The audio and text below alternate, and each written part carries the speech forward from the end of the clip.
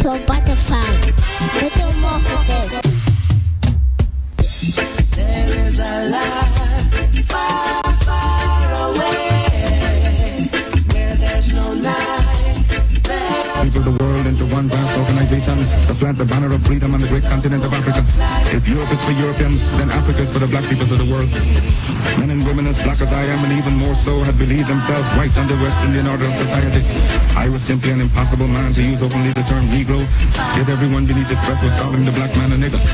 I had to decide whether to please my friends and be one of the black whites of Jamaica and be reasonably prosperous, or come out openly and help improve and protect the integrity of the black millions and suffer.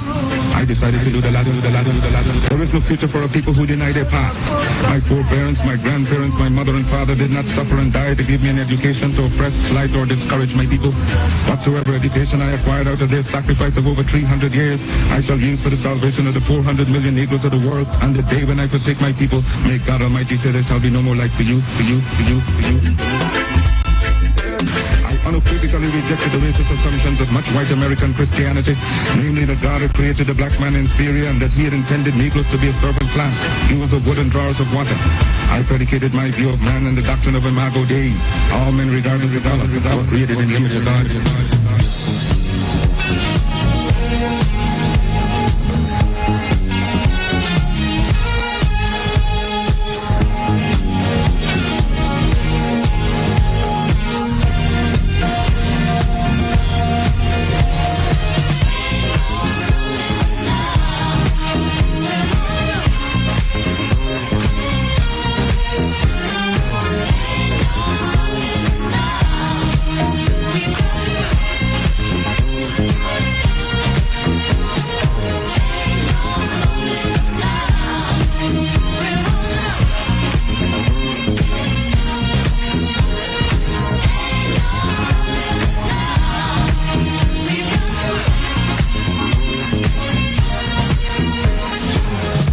So many things that's held us down, but now it looks like things are finally coming around. I know we've got a long, long way to go, and where we'll end up, I don't know. But we won't let nothing hold us back. We're putting ourselves together, we're polishing up our act. If you've never been held down before, I know you refuse to be held down anymore. Don't you let nothing stand in your way. I want you to listen to every word I say, every word I say. Ain't no stopping us now. We're rolling up.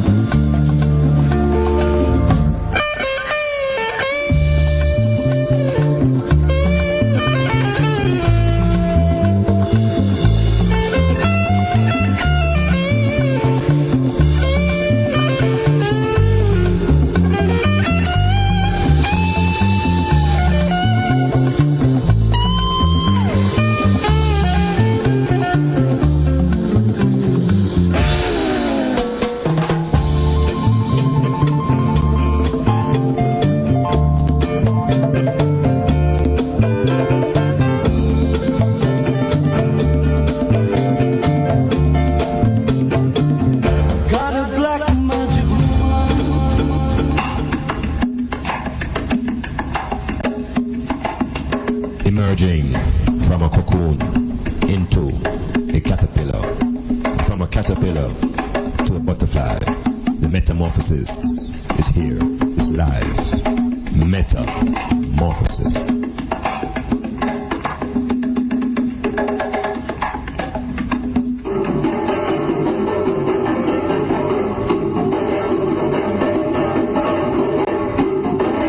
Metamorphosis, word, sound and power, music, drumming, current affairs, everything to grow and lift up your mind. Metamorphosis.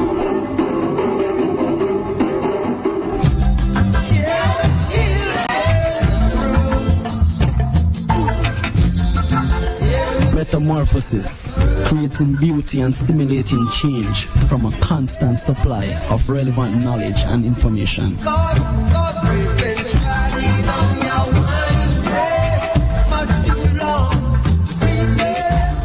No more youths and youths for sale. We get wise and don't decide to change their style. Bobby wrong, keep your empty promises and your crooked smile. Metamorphosis, come with your thoughts, change your way of thinking. Metamorphosis, the change begins with you. Men of Carthage, black men of Ethiopia, Timbuktu, Alexandria, gave the light of civilization to this world. Ethiopia shall stretch forth our hands unto God, and princes shall come out of Egypt. I, son of the Most High, Jah Rastafari. Keep listening. Are we independent? It depends on what you call independence. And the Jamaican dollar, it don't make no sense, and we still depend. Nothing's different, cause nobody nothing different. Them rather live in an illusion, because the truth has to swallow like a drink. Our coincidence, who have the power of influence.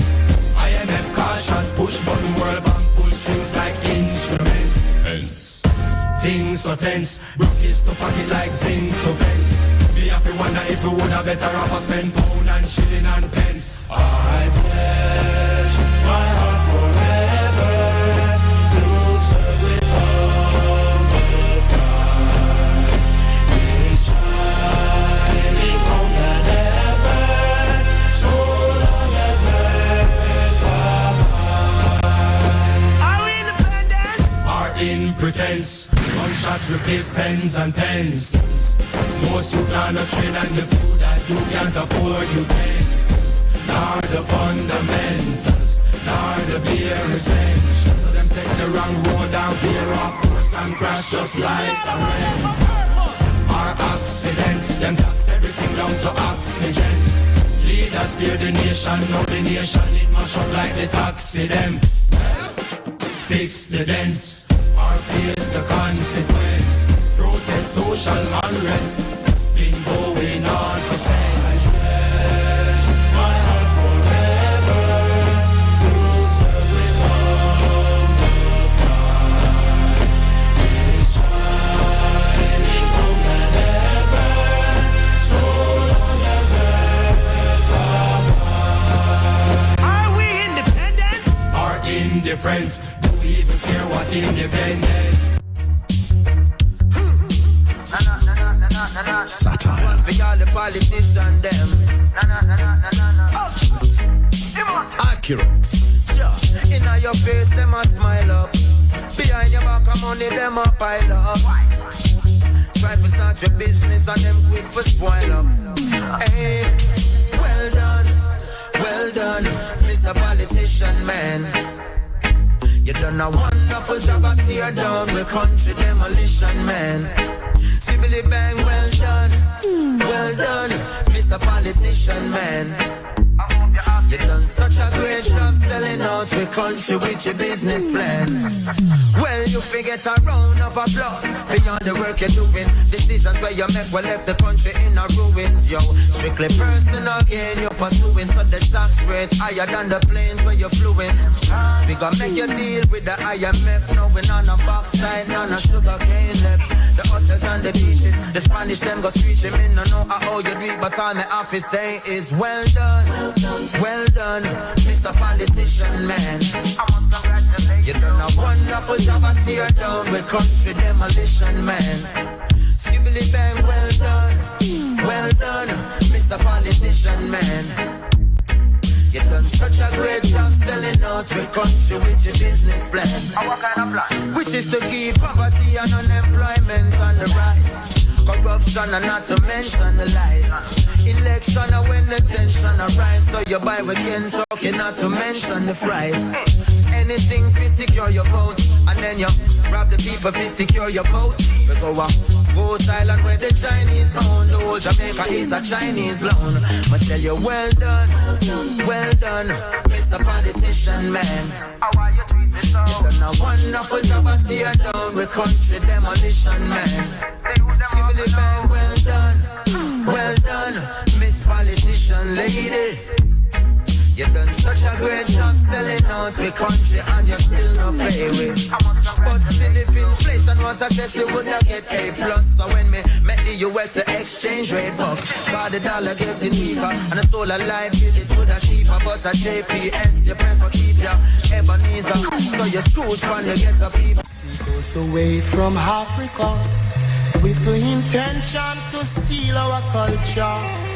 That's good for the past by and said, humble yourself, my children. Humble yourself, my little one. Humble yourself. Oh, my brother,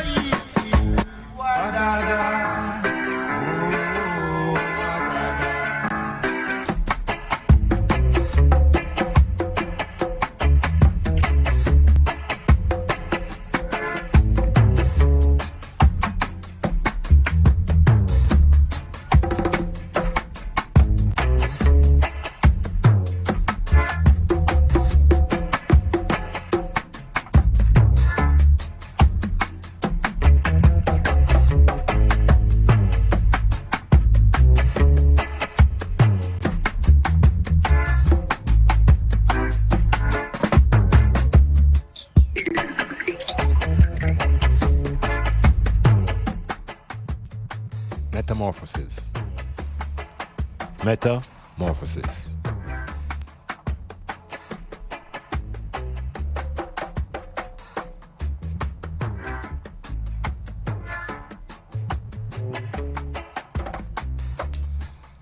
In the month of February, still cruising through the history of the African people, still in the month of reggae.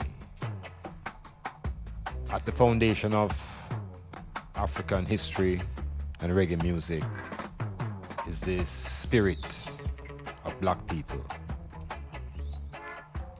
So the celebration must be about the spirit, the foundation of our being. Time to remember.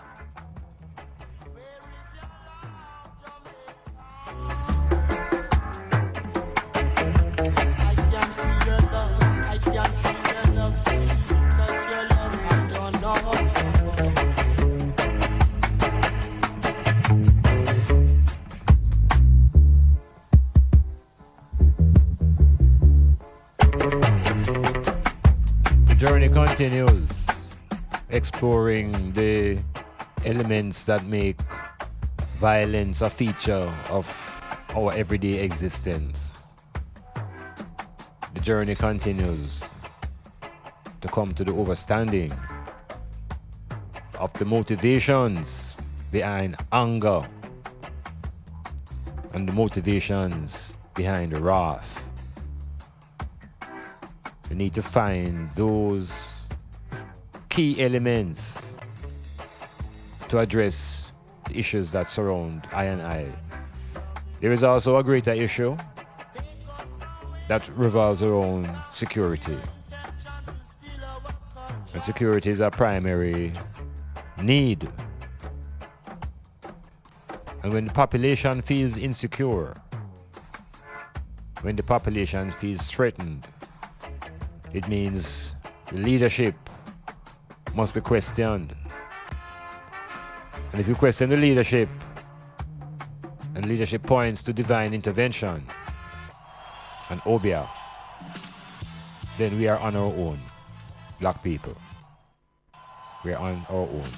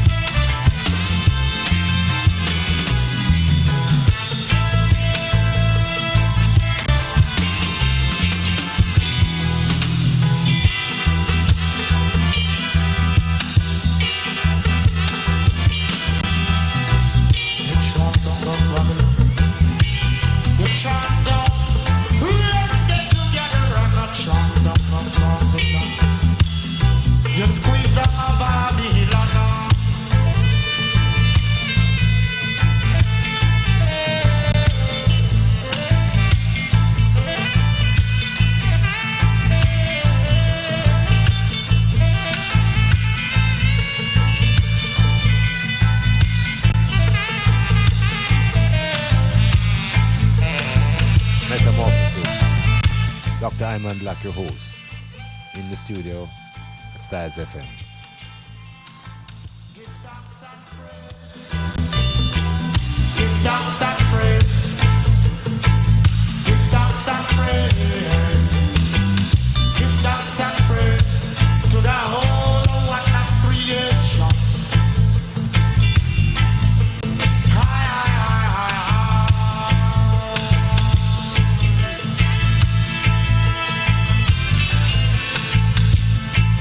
Yes, I and I giving thanks and praises for being able to still be on the side of the living and to speak of things of the past and to address the issues of posterity. So for those who think that this is some kind of idle journey, we need to be awakened from that sleep. Recognize that this is a very purposeful mission that I is on. So I will just first of all give thanks to the man who drive the buses on the road and the taxi drivers. Because presently now in the island there's a condition that has been created that these drivers have become literal scapegoats for issues that are way beyond them. Issues that surround what is being considered violence against women and children. And in this great deflection from the real problem, it has been deflected onto the taxi drivers and windscreens and tints.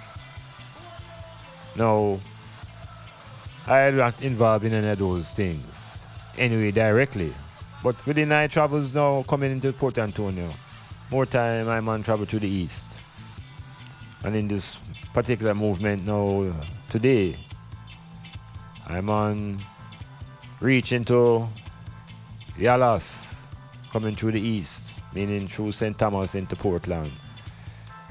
And I must say that the worst road in Jamaica is between Port Morant and Amity Hall in St. Thomas.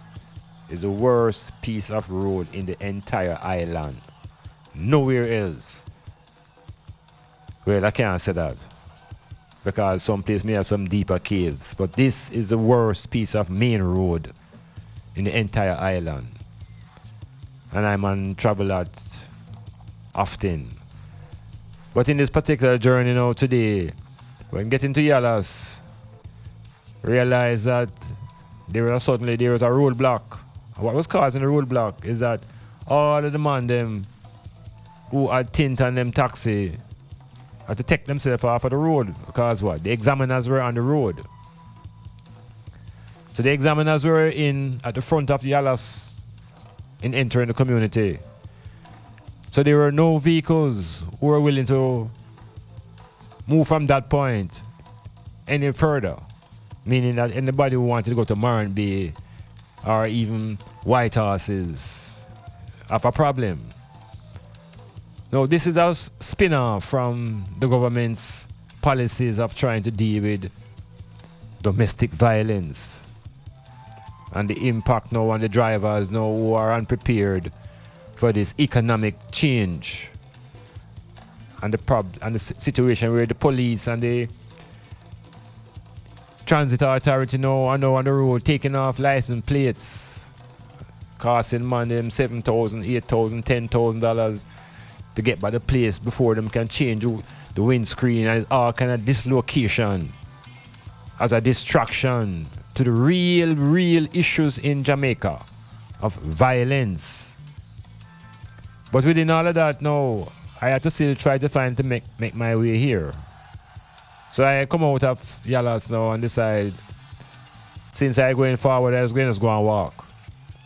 And see, I went and walk to the other end of the town. And by the time I get to the end of the town of Yalas now, here comes another vehicle. And I was able to move. But here the trauma now. This vehicle now takes side to Moran Bay. And because of the crunch of people, I end up in a vehicle where them ask you to small up yourself. to put an extra person like in the back. And everybody kind of cooperating because nothing not moving.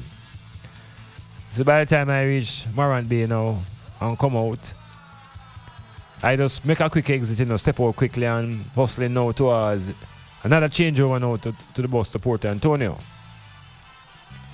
So when I get to that bus now, before I even get there was a bus leaving the town. And the man said, "Come, coach." I'm going to say, "No, man, no seat, none of that." And another empty bus going through, and the man said, the driver said, "Come sit down, coach, because I soon leave." This driver here named Grabber. The Grabber said, "Come in. No more passengers in the bus, Just me, one and him." And I said, "It not take long for load." And I said, "All right." I'm jump into that and then go up at the bus stand and park. So I come out to the bus now and say, I go hold a little drink. So when I come out and touch my pocket, I don't see my phone. I tell you, I say I don't feel my phone. So all kind of bells ring now and antenna them shoot up and my locks just stand up. Yes, serious response. So I run out back to the bus now and I say, "Brethren, lose my phone, So Grabber said, "Look at the bus, man." And I grab a bus, I don't see it. Grabber said, "Call the phone." So when I call the phone, no answer. Grabber said, "Let me call it." Grabber call the phone. Me and I talk to the man and the reasoning, the driver leave the town already. The driver leave Morant Bay and heading back to Yallas with my phone. But the driver answer. Until Grabber said, "I'm going to give it to a man who's going back to Morant Bay. I'm going to stop a taxi.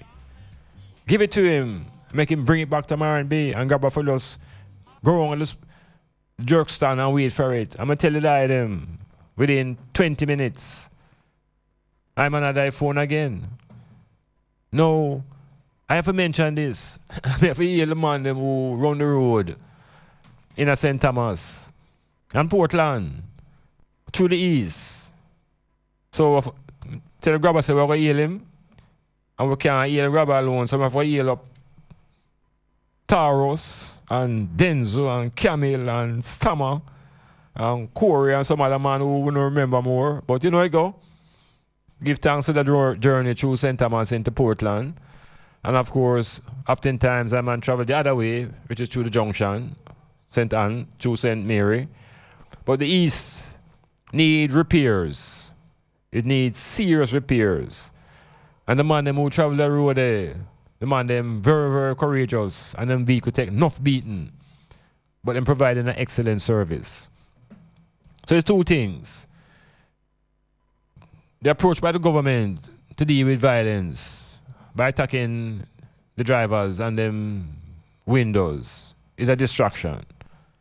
And so the metamorphosis want to focus on the real root of violence on this island. We'll talk about the psychological roots, the provocation, the greed. And the metamorphosis also wants to explore a biting issue because we are being crunched up in economic terms. And we have been given figures of some large sums of money that are being put out to mine an officer in the country that the people don't vote for. We have an office in the country that nobody here votes for. And yet this office is higher than the Prime Minister. And this office is requiring tremendous amount of funds to keep it going. And we're going to examine this office and find out if it is relevant.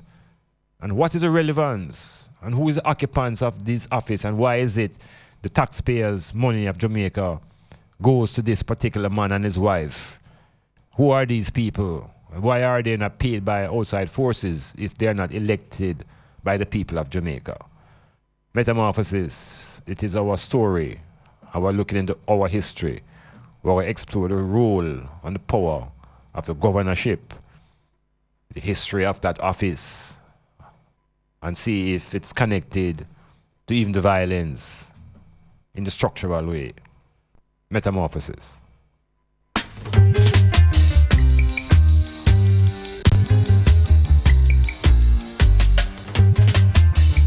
bastard shall not enter this arena. It is a competition in town. Is the son of Eve from Bozra? With his garments steeped in blood. All I know is that Jordan River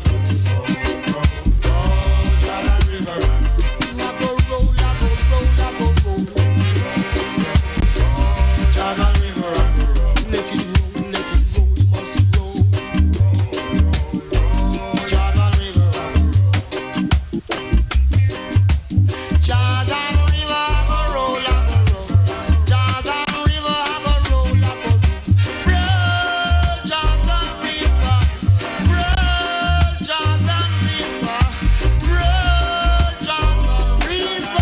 Jordan River. Let it roll, let it roll, let it roll. Roll Jordan River, Jordan River, roll river Jordan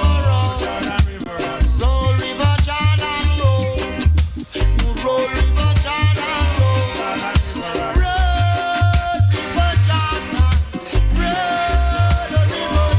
Jordan roll, roll river Jordan, roll river Jordan. My black brothers and sisters. There is not everybody in Jamaica is a thief, you know. Yeah, man. Not everybody in Jamaica is suffering from depravity. We have these pockets of consciousness, but there seems to be an overarching oppression that we call poverty, which is driven by conscious forces that have been maintaining this sort of, you know, poverty that is like we can't bring it to an end. Persistent poverty, that is the title. Why the poverty is persistent. And within that now we still have conscious few. We have people who still have a level of honesty in themselves and know that what is theirs and what is not theirs is theirs. So I again give thanks for recovery. People know what it is to lose a phone. It's not the phone. I don't have a cheap phone. It's the level of information in it and the effort it takes to regroup and all of that. Everybody know what it is to lose a phone. So let them know how I'm on the field instantly. But to show you the psychic forces now, Grabber said to me, you see it? You see what would happen to you if you go on with the other bus? And it's a serious thing. Because if I get on for the other bus now, when I reach way, you know, I miss my phone. I'm not telling you now, this is the grief with a setting. But again, it's through psychic forces, which lead me to wonder now. People say to you, if I look at custom in Jamaica, I will say, well, you know, it's always good to do good because good will follow you and good will live after you. You ever hear that, Cassidy? Do good because good will live after you. You know what I want to try to do now? I wonder why is it we can't get the good for go in front of us. In other words, the good that we do, why can't go in front of we and pave the way more than we have to leave it behind we?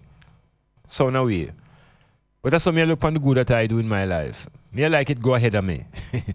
Rather than linger behind me. You know, it go ahead of me and help to pave the way for even better things.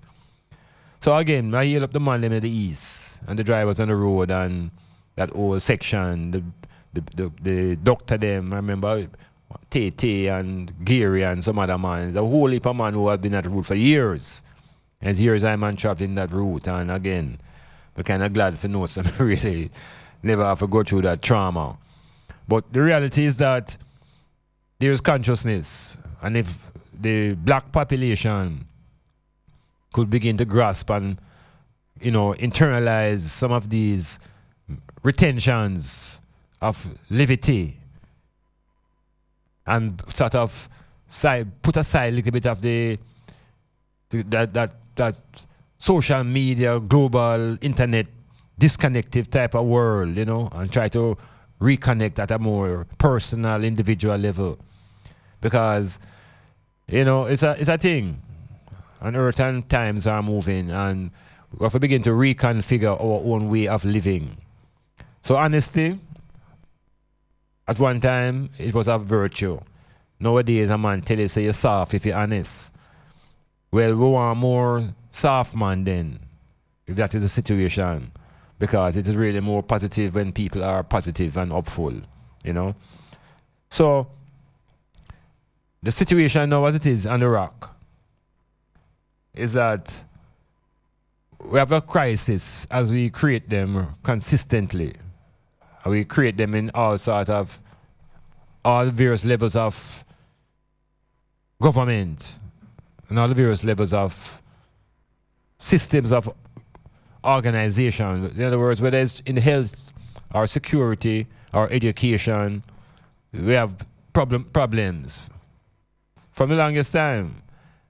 And the leadership tend to respond to the problems as they occur. There's no foresight and preventative side of guidance and governance. So we end up making knee-jerk reactions to many things that happen in the society. Now we're under what appears to be an attack on the females. And there's an outcry that there's a sudden concern about gender-based violence. The terminology is very disturbing because gender-based violence should also include males, because males are also a part of the gender. But there seems to be an effort to focus on violence now being committed against females. And it is right, because it is outstandingly glaring and it is destructive. But we need to look at the problem not just in what is happening today, but we got to go to the genesis. We have to go to the root. And rather than try to solve what appear to be the signs, we need to go to the causes. What are the causes of violence in the society like Jamaica? Why is it the people are so angry? And what is sustaining and maintaining the poverty? So, before we even look at Jamaica, I want to just glance a little further away now, onto the mother continent. And let's look a little bit at what has taken place in Africa. Because we are overwhelmed with what is happening in North America. And we are overwhelmed with following what is happening in Washington. But two events have happened on the African continent that black people here on the island should pay attention to, and maybe use these as markers. One of these events is the elections that took place in the Gambia. And in the Gambia, there was an election, and one candidate was declared the winner. And the one who lost initially agreed to the defeat, and within a couple of days changed his mind and decided that he wouldn't give up power. So here it is, was a democracy at work and about to fail because the transition in power was stalling. And historically, these type of incidents would bring bloodshed in the African societies and the African countries. Usually these incidents will lead to tribal war and civil war, and the need to call upon European nations and the United Nations to come in and to help the black people solve their own problems. We have to take pride and recognize for the first time, I think, that a crisis of that proportion could have been solved by the Africans themselves. It required military intervention, but by the African nations that surround that country that were part of a sort of federation of West African states. So the point I'm making is that we were able to solve our own problem. And nobody glorifies or highlight that in the media, because everybody watching what's happening in Washington. But the African people, the black people in Africa, are responding in a very positive way to social development. And if they're going to go the democratic system where you vote and you win, the winner must be recognized and the loser must accept the loss. That is the essence of democracy in its voting and its transition of power. That's why Obama had to shake Trump's hand, even though he don't like Trump. It was a symbolic gesture of a smooth transition of power. Now, African people have just done that. We have just done that. Although there was resistance from within, it was done. And so we must celebrate our ability to rise to the occasion. Now the next situation that is happening on the continent is the re-acceptance of Morocco into the African Union. The African Union is a body that is set up to organize a continent to bring the United States of Africa into consciousness. The idea was first planted by Haile Selassie and other African leaders who formed the Organization of African Unity. So it's long time black man, Africans have been attempting to organize themselves politically and economically. We have to move away now from who is Arab African, from who is non-Arab African, and break down that identity division and recognize that everybody on the continent are black people. It's the blackness, is the foundation. And so when Gaddafi threatened to set up his own currency for the African Union, that helped to motivate Europe to wipe him out. So I answered this before I come to Jamaica to tell you that black people and Africans on the continent are organizing themselves, politically conscious, become more aware of the need to organization and unity. It is glaringly absent here on the island. As much of the Pan-African vibrations come from this island, there is no real semblance of any black unity on this island. And that is part of the essence of the division and the self-hate and the violence from which we are suffering.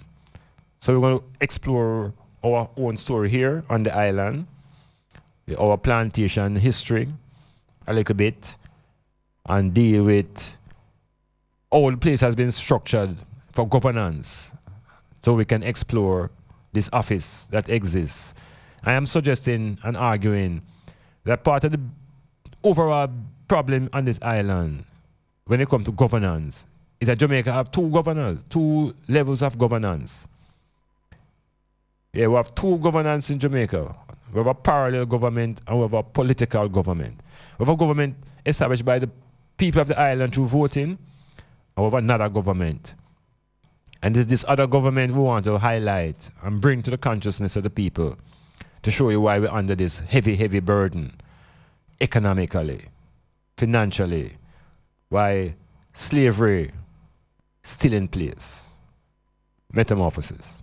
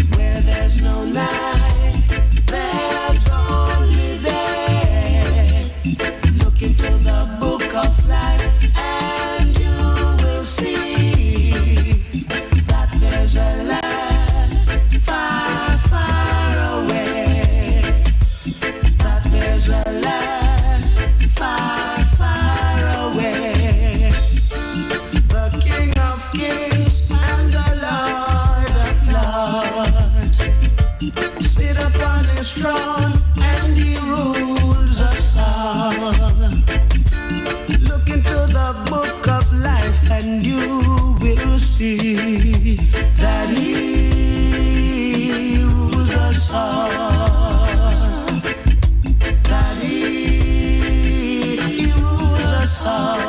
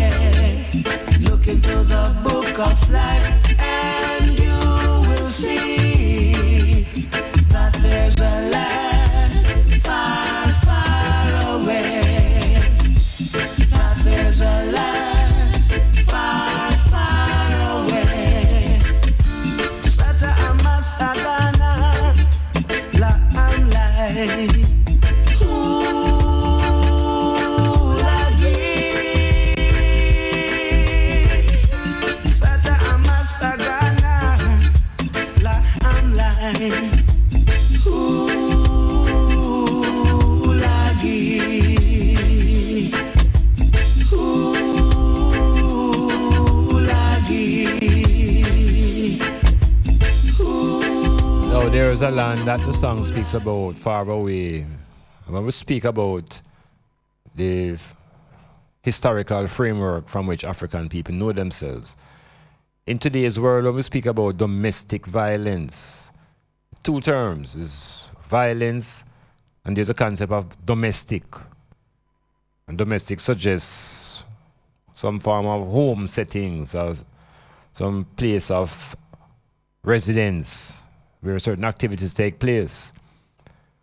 And within that framework now, the characters that occupy those spaces are people, broken down to males and females and children, males and females, adults and children. So you get those as the individuals within a domestic framework. Now, how do they relate to each other is very important and very critical. What is the basis of the relationship between the individuals? And it begins with the adults. It begins with the adults. How does the male and the female communicate? Because whatever it is and however they do it, that's basically what the children will learn. And that's how they're going to do it as well. So what is it that the black woman and the black man now have as a foundation that they can set up a relationship? And if we realize that we're coming out of an experience now that wasn't really conducive to organizing male and female, because we were chucked into a slave condition wherein we became units of labor, chattel, non-person. So there was no concept of domestic. There's no concept of family. There's no concept of a home. So we have to say, what is the interference in our own meditation and do the clearing up of our own self? So the male and the female within the African tradition, particularly on our plantation here, were never socialized to be in a union. It's something that we have to do out of what we know is necessary. So within that effort now, males and females, we have ideas about each other. And some of these ideas are informed by books and movies and literature. The problematic of the ideas now rests in how does the man view himself, first and foremost. And we ask, how does a woman view herself? The man, the male, is put in a situation where he is told that he is the breadwinner. I don't know why I'm using bread all the while and why I'm going to be winning something else, like some cabbage or something, or some yam or something. Anyway, him is the breadwinner. And that concept suggests that him is the provider. And being the provider, him is also supposed to be the protector. So with all of these responsibilities now on the male, we understand that the female must simply take care of the male. And these ideas now of who must take care of who come out of a religious framework, where the Christian mythology tells the woman that she is a helpmeet to the male. And if the male believes that, then him will adopt the feeling that him is the superior. So right away we're having some attitudes. We're having some people who are having some feelings about themselves now, about who is superior and who is inferior. And these kind of feelings now lead to what we're going to call complexes. Inferiority complex, superiority complex. And the individuals can end up in a battle amongst themselves, trying to prove who is superior. Now, it's a very serious battle that now, because we don't even talk about the children yet. This is just the two adults them now with them big self. And they are contending who is mighty and who is more powerful. And they have totally missed the point. Because the point is about how to be complementary to each other. So we have to unwire and rewire our own consciousness as individuals and how we perceive the individual self. Now within the relationship, the idea of possession comes to the front. And possession is surrounded now by this idea called love. And we have been told that we must love with all our heart. And in this love, we tend to want to own the object of our love. So it becomes a capture, a kind of captive sort of experience, and feelings now, people begin to feel like them own the next person because them love them. And because them love them, nobody else mustn't even talk to them. Nobody else mustn't even try to love them because them love them. And they become a struggle now for how can love become something that you struggle over? So we have the whole thing wrong. It's ownership we're dealing with now. And we thought emancipation brought an end to that. So if we recognize what we're doing, is it that you're trying to own the woman? Or is it the woman trying to own the man? Why you want to own somebody? Why you want to be an owner of another person? So take it out. And because that is part of the problem in the individual. When the children born, the same concept arises. Who own the children? So there's a fight for ownership rather than a fight for protection and development of the children and each other. The point has been totally missed. And in that battle now, we find that roots of violence emerge, psychological roots. And I was speaking about 2 or 3 in the last program, but speak about 2 specifically this time. One of the root of provocation, and the other root is jealousy. And I'm speaking now to the females and their role in contributing to violence. Because we are on a misguided mission to think that violence is strictly male-driven. And if you clamp down on the male violence, you will resolve violence. Nothing of the sort. Nothing of the sort. The reality is that violence is violence. We see violence in the animal kingdom. And we see violence being practiced by females. We see the female spider killing off the male spider after she done have our pleasure. So violence is violence. And the physical violence is one level, but the deeper violence is the verbal and the emotional and psychological. And you have to have the healing at that level for the man them to improve. The females who are claiming that they have no physical strength and the strength is their mouth, use the voice and the tongue in such destructive modes that the male children become defeated before them turn teenager. They become psychologically defeated before they become teenagers, abused. That those same teenagers now become abusive when they buck up girls. It's a vicious cycle we're creating. And we have to find ways to break that cycle. And it comes through self-introspection and check your own behavior. You want to own your woman, why you want to own her? Why you want to own her? What is about her you want to own? And we'll check it out now. It takes us to the level of sexuality. Yeah, it takes us to the level of sexuality. And owning and possession of sexuality and sexual favors. So we have to check ourselves. We have to check ourselves and recognize what is it that is motivating individuals to come together. And what is it that is beyond the sex? Can you see the race? Can you see the nation? So if we begin to think beyond the sex, we have to begin to think beyond ownership of individuals. We have to begin to think about the collective. We have to begin to think about posterity. That is the way forward. Metamorphosis.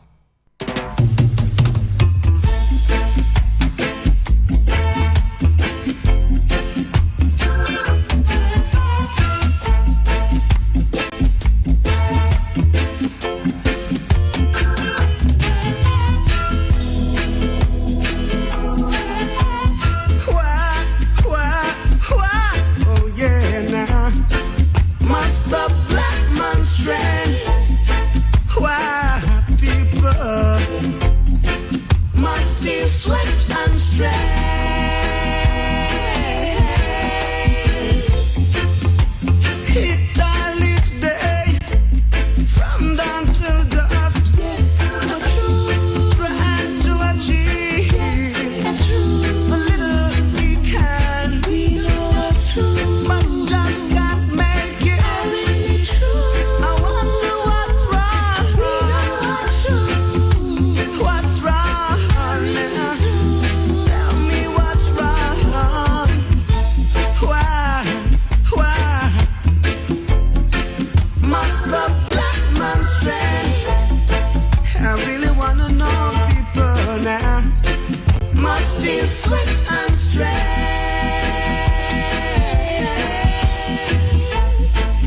Now, if the man is projected as a provider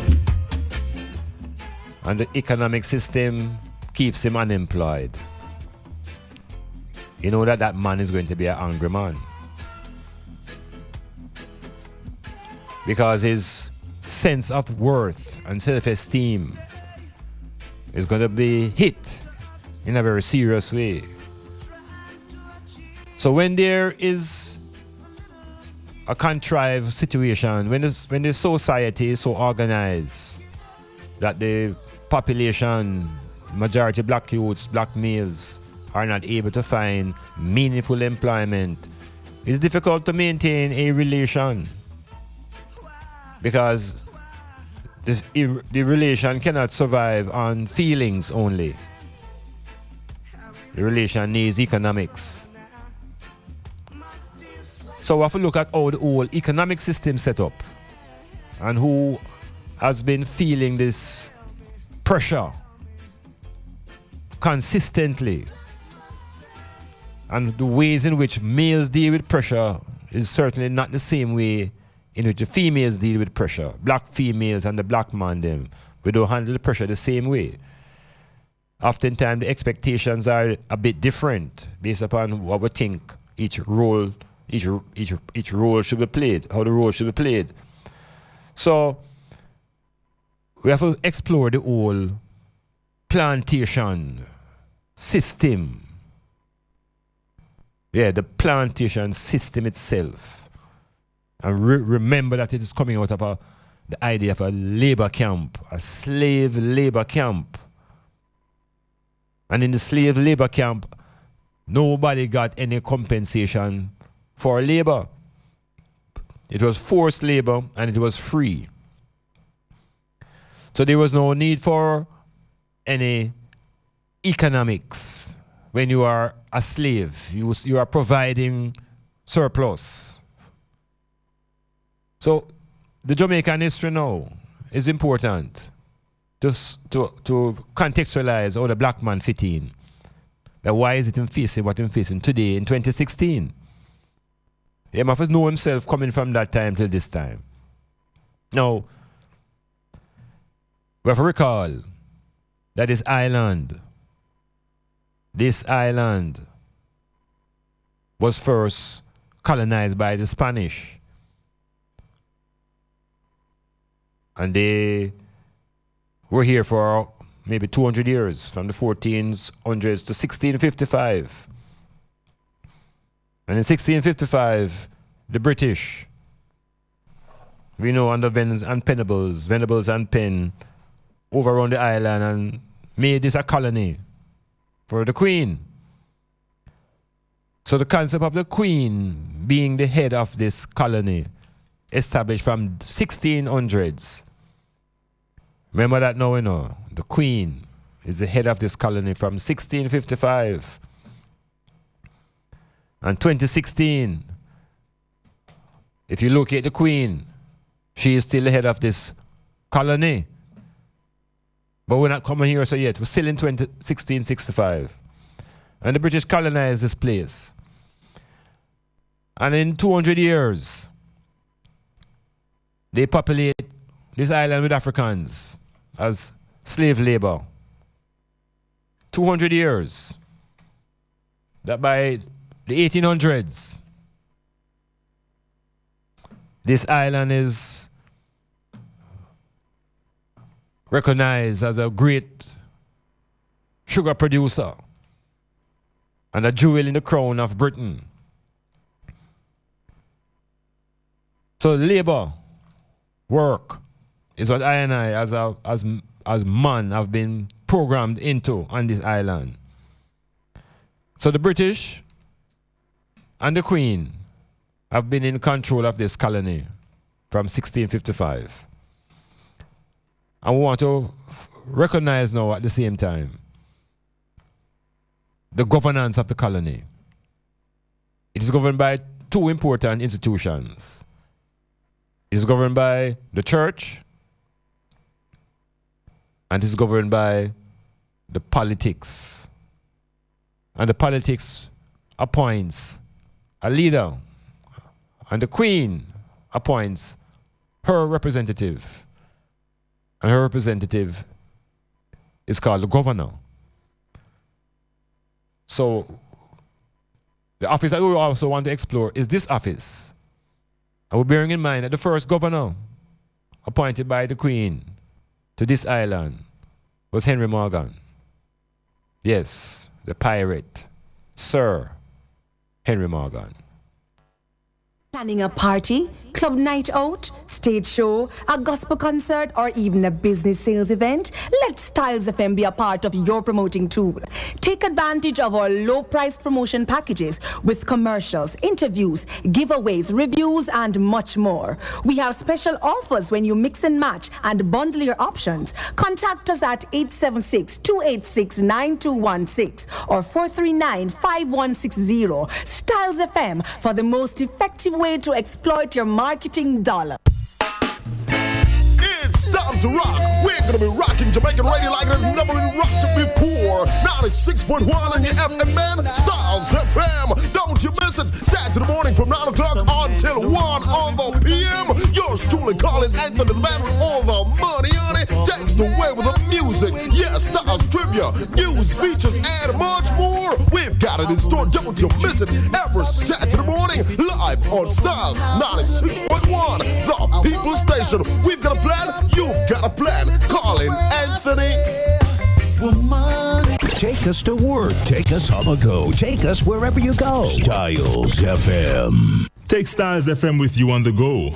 The number for USA 213-992-4360. That's 213-992-4360. And for the United Kingdom, 033-0010-3322. That's 033-0010-3322. Styles FM. Hey, Styles FM peeps, it's here. It's here at last. Do you want to blend in with the Styles FM family? Do you got styles all day, every day? If your answer is yes, then purchase your Styles FM t-shirts today. We have sizes ranging from small to extra large, only for you, our noble listeners. Be a part of the Styles FM family by making your order for our comfortable and high quality t-shirts now for only $2,000. Stocks are limited, so get your Styles FM t-shirts today. Call 286-9216 to place your order. Boundbrook Hilltop Guest House, conveniently located at 15 Boundbrook Crescent, Port Antonio. For a large space of single and double rooms at reasonable rate, Wi-Fi, cable TV, breakfast order, 24-hour security, CC cameras, parking, snack bar and lounge. Beautiful scenery of the Caribbean Sea. We're willing to assist with additional accommodation, such as fridge in your room, coffee machine, and so much more.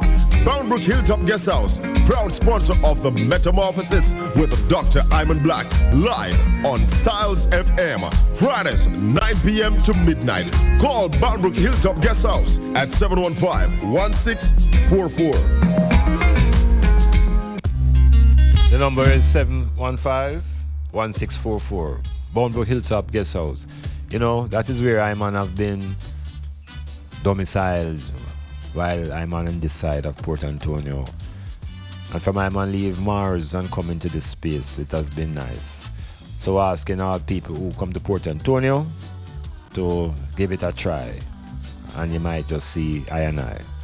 That's at the Boundbrook Hilltop. Best view in a Porty.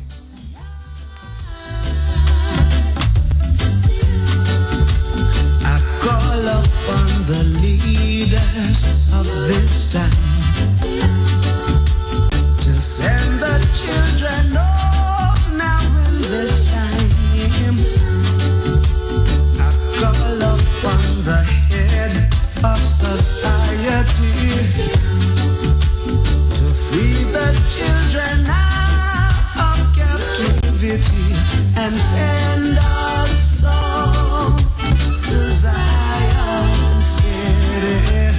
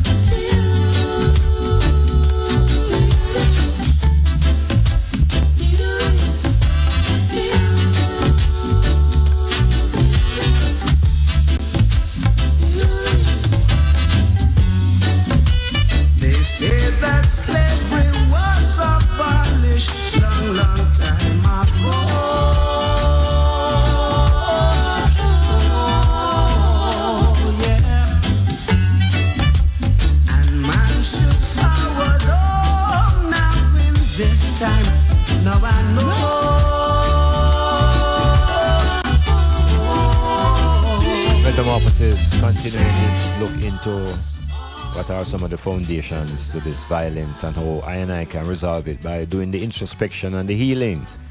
Because the answer will not come from outside, nor will it come from the institutions that have been established to maintain control of this plantation from the days of the British. We have institutions in place that are set in place to maintain control. And violence is a means and a measure and a method of control. And oftentimes when the response from the people is violent, we hear say the people are sick. But violence is a sickness, whether it's being perpetrated by the population or by those who are in leadership. So we'll look at the roots of the violence on this plantation. It's over documented what took place on the plantation, what took place on the slave ships, and what took place on the African continent to bring us to this stage. The barbarism cannot be described. But we are here, and we have been regrouping. And it's a critical point now of black people seeing themselves for who they really are, and not for who people have been telling us that we should be. So you find that the process of coming to knowledge of self has come through a lot of grief. So the plantation established two main institutions. One is called the church, and the other one is represented by the term the state. And what is familiar here, people talk about church and state. And church and state run things, and church and state. Well, when you begin to examine the church and the state as two entities, you realize that one really supersedes the other. One is more powerful than the other. Those are the two most powerful institutions next to the army. Because I must mention in the early stages now that part of the control and the force that is maintained on this island has been an army. And this army now is an army that has its allegiance to the Queen. So this is the Queen's army. Let us recognize what is happening on the island and how it's set up. So the three critical institutions are the army, because that's what we talk about. We talk about security. And there's the church and there's the state. Now, people may think that the state is the more powerful of the two. But in reality, those who become members of the state, governing bodies, we call them ministers. These ministers, we will call them ministers of government, because they are in control of the state of affairs. But there's this other institution that is also governed by ministers. But these are called ministers of religion. So these two sets of ministers now are put to control the plantation, the population. The ministers of religion and the ministers of government.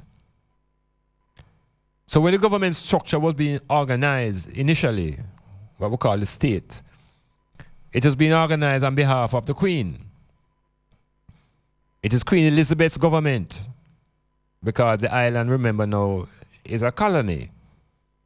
And her representative on this island is in the format of the governor. Now, if you just do a quick flip on history and look at the life of the pirate Harry Morgan, a Welshman who was one of the biggest buccaneers and the pirates in the 1600s, and who the Queen knighted Sir Henry Morgan for his ability to rob and plunder. He was given the title Sir. You didn't know that, Cassidy? You know, something not sure about me why you call me Sir Black anymore. I don't sure I want to be served anymore, you know. I want to just allow the serve thing. Because I don't see this as anything honorable for black people if Morgan could be given the title Sir. When we recognize the atrocities and the plundering what him keep up in Central America and the Caribbean and so forth and so on. But this is a man who was rewarded for his brutality with the office of being the first governor in Jamaica. And he said, this office of governor, it still exists. And I pray thee, ask my listeners, what then is the purpose of this government, of this office, when we have told the people that they must vote for the government of their choice? Something is amiss. Metamorphosis.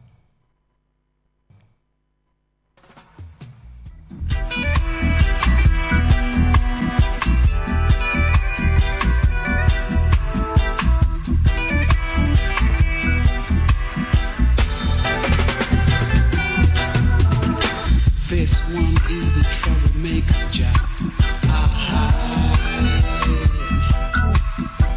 This one comes to give I trouble, Jack. Jah is my strength and my redeemer. Jah mightiest of all. Jah be like the highest mountain and stand for in their way.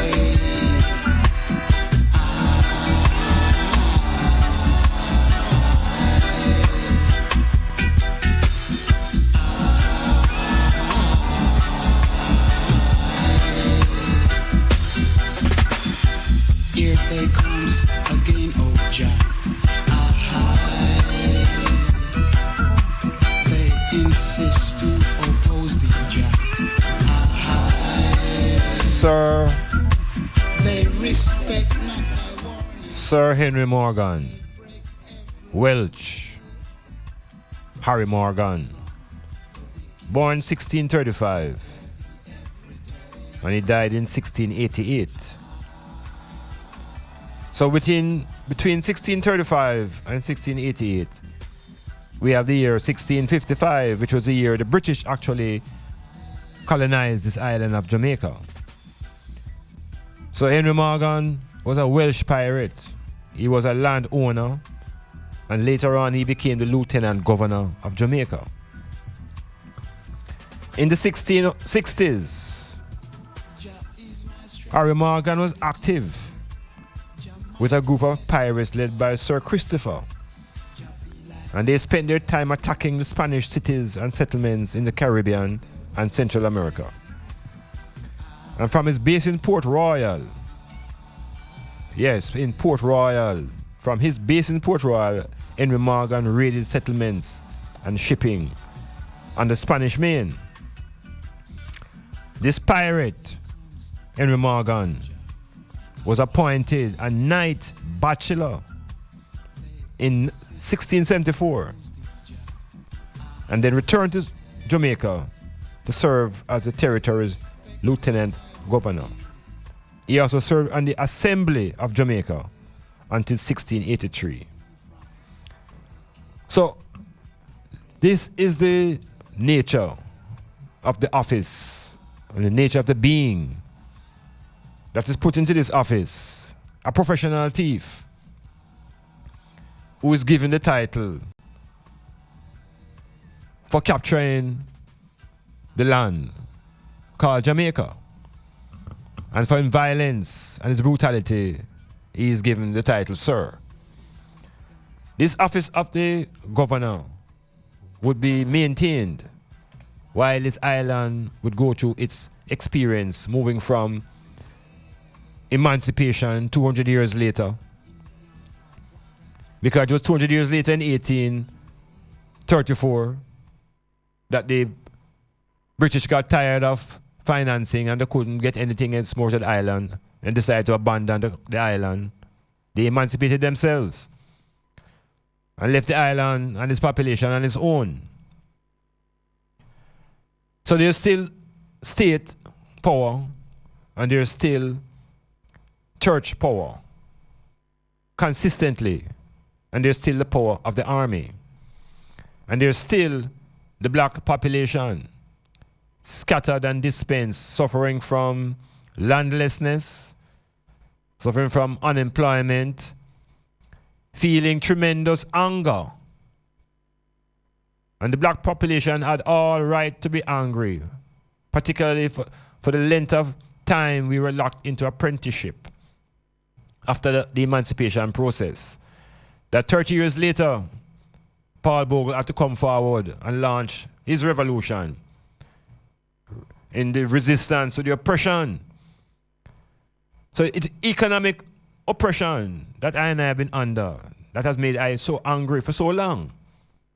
It's slavery, slave labor, where you put out your sweat and your blood and sweat, and you can't get anything in return.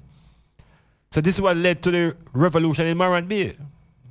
And it was heavily repressed by the British. And again, at the front of the governance was a governor. It was a governor, Erie, that led the assault against the black population. The same office. So we have to recognize that what this office has been all about, it had not done anything beneficial to the black population. It has represented Her Majesty and her done things at her pleasure. So not at the pleasure of the black population. Nothing is done from the governor on behalf of the black population here. It's all about Her Majesty's pleasure. What sweet are, I don't know. But brutality seems to be part of it. And violence. So every action that the black man makes to liberate himself is greeted with violence. And when the black man becomes violent, it's unfortunate that it's directed against his own kind, against his own woman, and against his own children. Not realizing that this energy needs to be redirected to where it's supposed to really go. But we first have to purge ourselves. We have to begin to redirect that violence out of ourselves. We have to see why is it we are so angry. And the source of our anger is not really our brother or our sister. That's not really the source.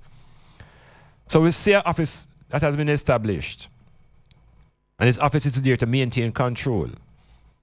And so we have Morgan at the kickstart. And then we experience Governor Erie with his brutality. It forced the British to establish the constabulary force. Force again, established to hold down and maintain the black population. And that force was organized to serve and to protect and to reassure the wealthy planters that they would not be attacked by the black people. So in this present dispensation, we have to overstand all institutions and who's in charge. And we're going to zero in on how the governor has morphed into a governor general. And why and what does it mean to attach the general to the governor? Metamorphosis.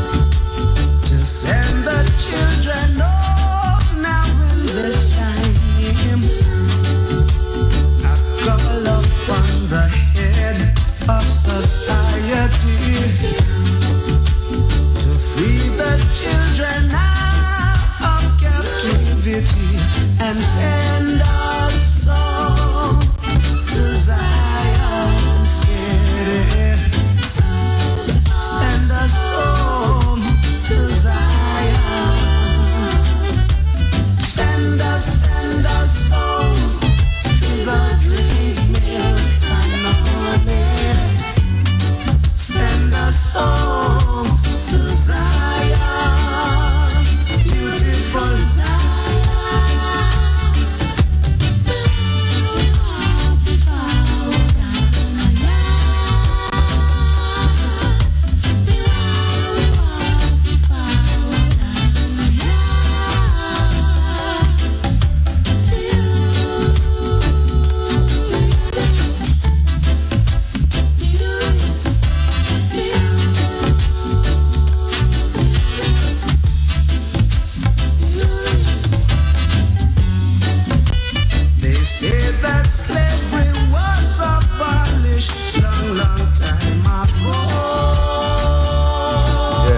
1865, the people really thought slavery was abolished. But it was proven that it was a deception. Because the need for an uprising was more than imminent. And the black people couldn't take it no more. Couldn't take the oppression and the lack of money, lack of resources, lack of land, education, medical supplies. Man can't deal with his children, family life, scattered women have to be hustling, all sort of disturbance in this process of emancipation. When African people are put out into the wild, landless. Crucial, you know. Landless. Because once you're landless, you're bound to remain in poverty. You're bound to remain poor once you're landless. Because you become a dependency. You become a dependent on landowners. And if you look at all the plantations set up to today, the land is primarily owned by the church and Her Majesty. That I and I can be classified as squatters now. And look how long we're there. So that is another sign, that's another provocation. That is provocation now by the system. And that breed violence in man. Because man don't have nowhere to live. You know, see it? So the system breed the violence, how it operates with its oppression. And the land is controlled by a few. And the church that owns the land, the institution that don't even pay taxes. So what is their benefit? It's all about giving the black people the spiritual talk, and while them take our material money and our land, and give you things to hold on to for the future. Where is the now? So the awakening is required to deal with the system. Because too many people here waiting on some rapture to take them into the sky. Too many people waiting on something to happen. Out of some revelation, some prophecy business, and waiting for something. And while they wait, the intensification of violence grows and the poverty intensifies. And the separation of families increase and male and females go further apart. So we have to sight up our ground. And again, look at this situation. We have institutions that are in place, but we recognize that they're not necessarily in place to support and promote the liberation of black people. So the ministers of religion, we see what they do. The evidence is clear today. They are servicing the members of the church, and they're going from the top to the bottom. Includes all age groups. That these men have become predators, hiding behind the cloth. That is violence. Yeah, violence coming from the top down. And when these men and women are caught, they are prayed for. And there are all sorts of ritualities go to, but they're never punished.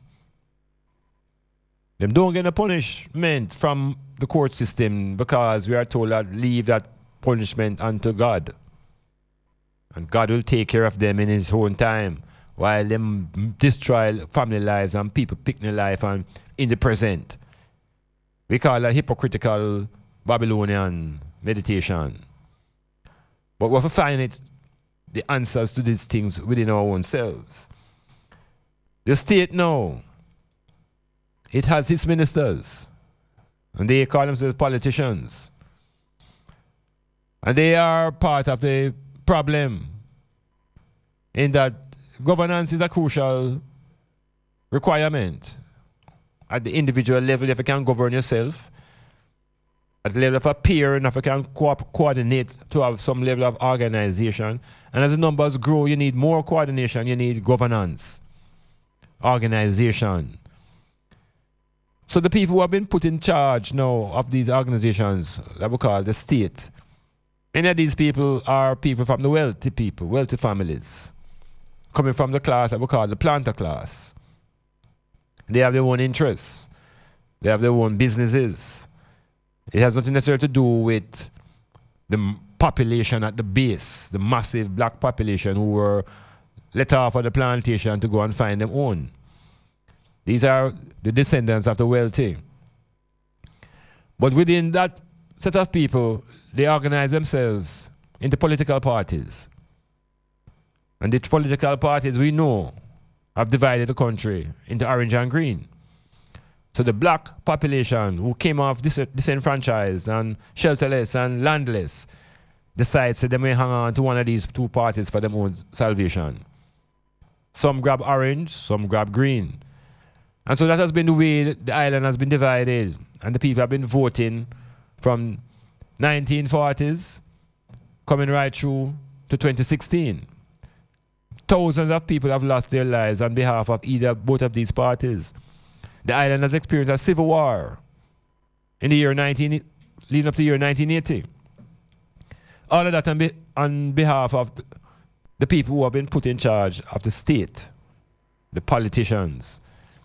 And we know that they have also been not only alleged, there is overwhelming evidence that they were some of the first people to bring the guns into the communities and to help to breed these conditions that we call the garrisons. These are other places that help to breed violence. Just the conditions that the people have to live in makes the people angry. And once the people become angry, they're going to become frustrated. And frustration has to be expressed. It is unfortunate when frustration is expressed destructively. But not many people have the opportunity to express frustration in a constructive way.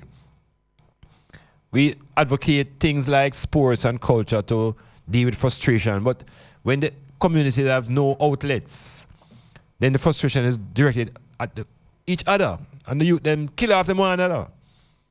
So it is the environment that is part of the problem that is breeding the violence. The condition that the people must live in, breeding the violence. And those who are in control not trying to address that. Them taking no tint out of glass. Metamorphosis.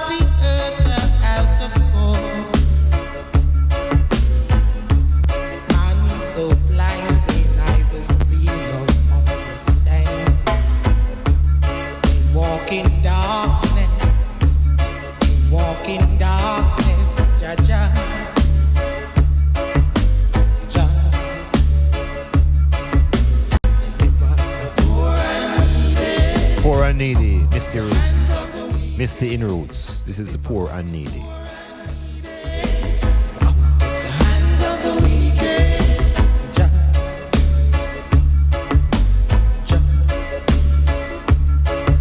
Just stand it in the congregation of the mighty, Jah rules amongst the gods. How long will he judge unjustly?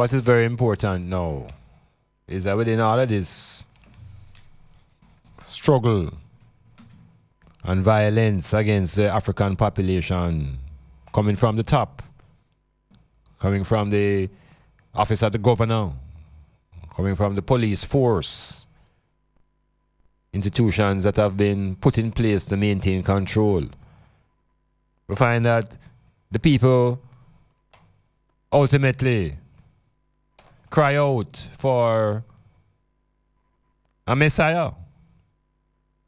Yeah.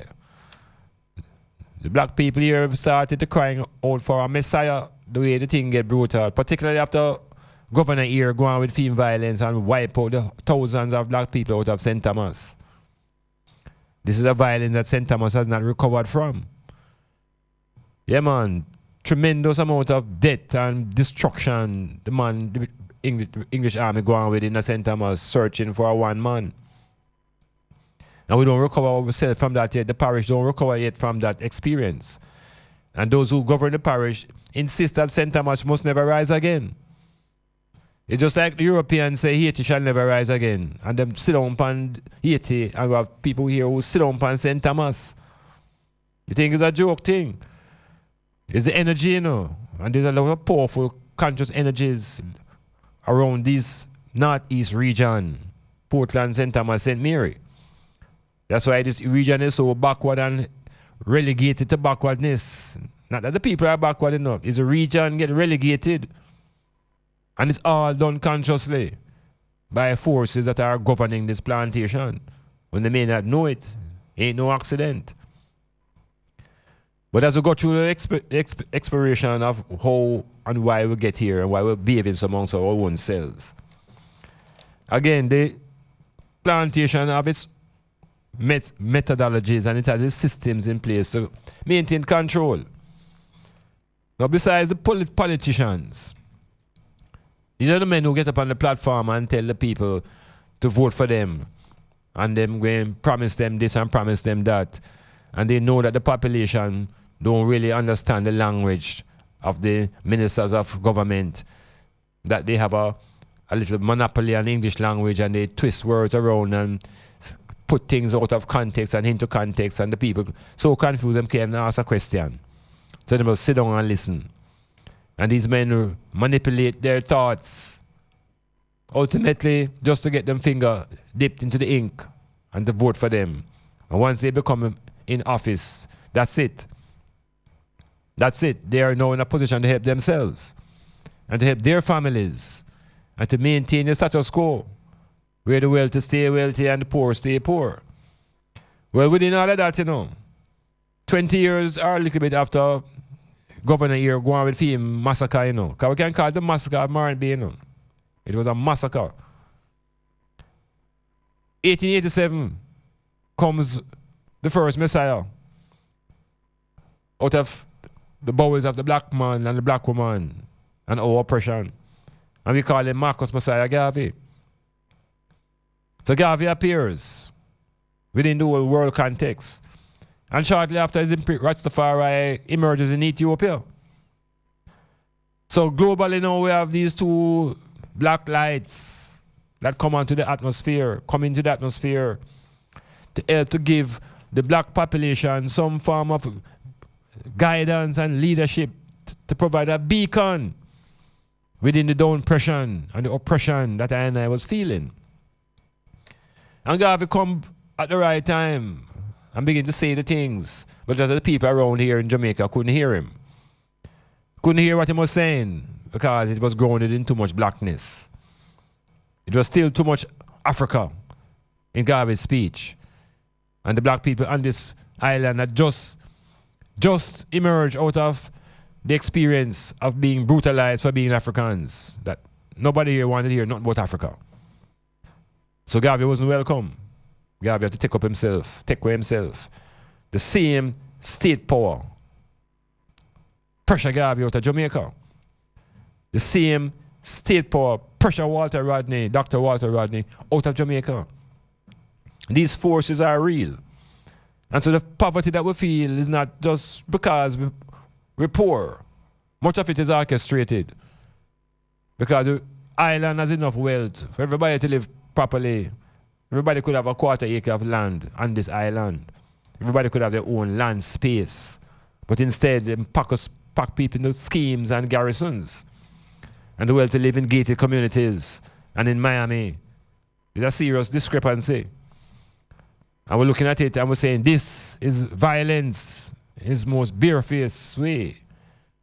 When you go to KPH and you have to see how you get treated and you see others jump on a plane and fly away, it's not because you envy and grudge them, but it's because of the imbalance.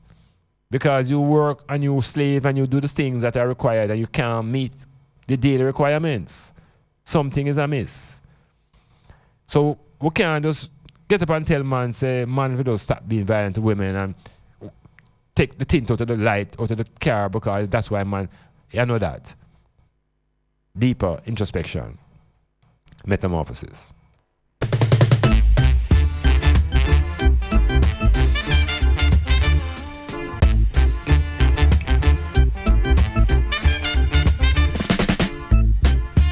Marcus Garvey words come to pass. Marcus Garvey words come to pass. Can't get no food to eat. Can't get no money to spend. Oh, can't get no food to eat. Can't get no money to spend.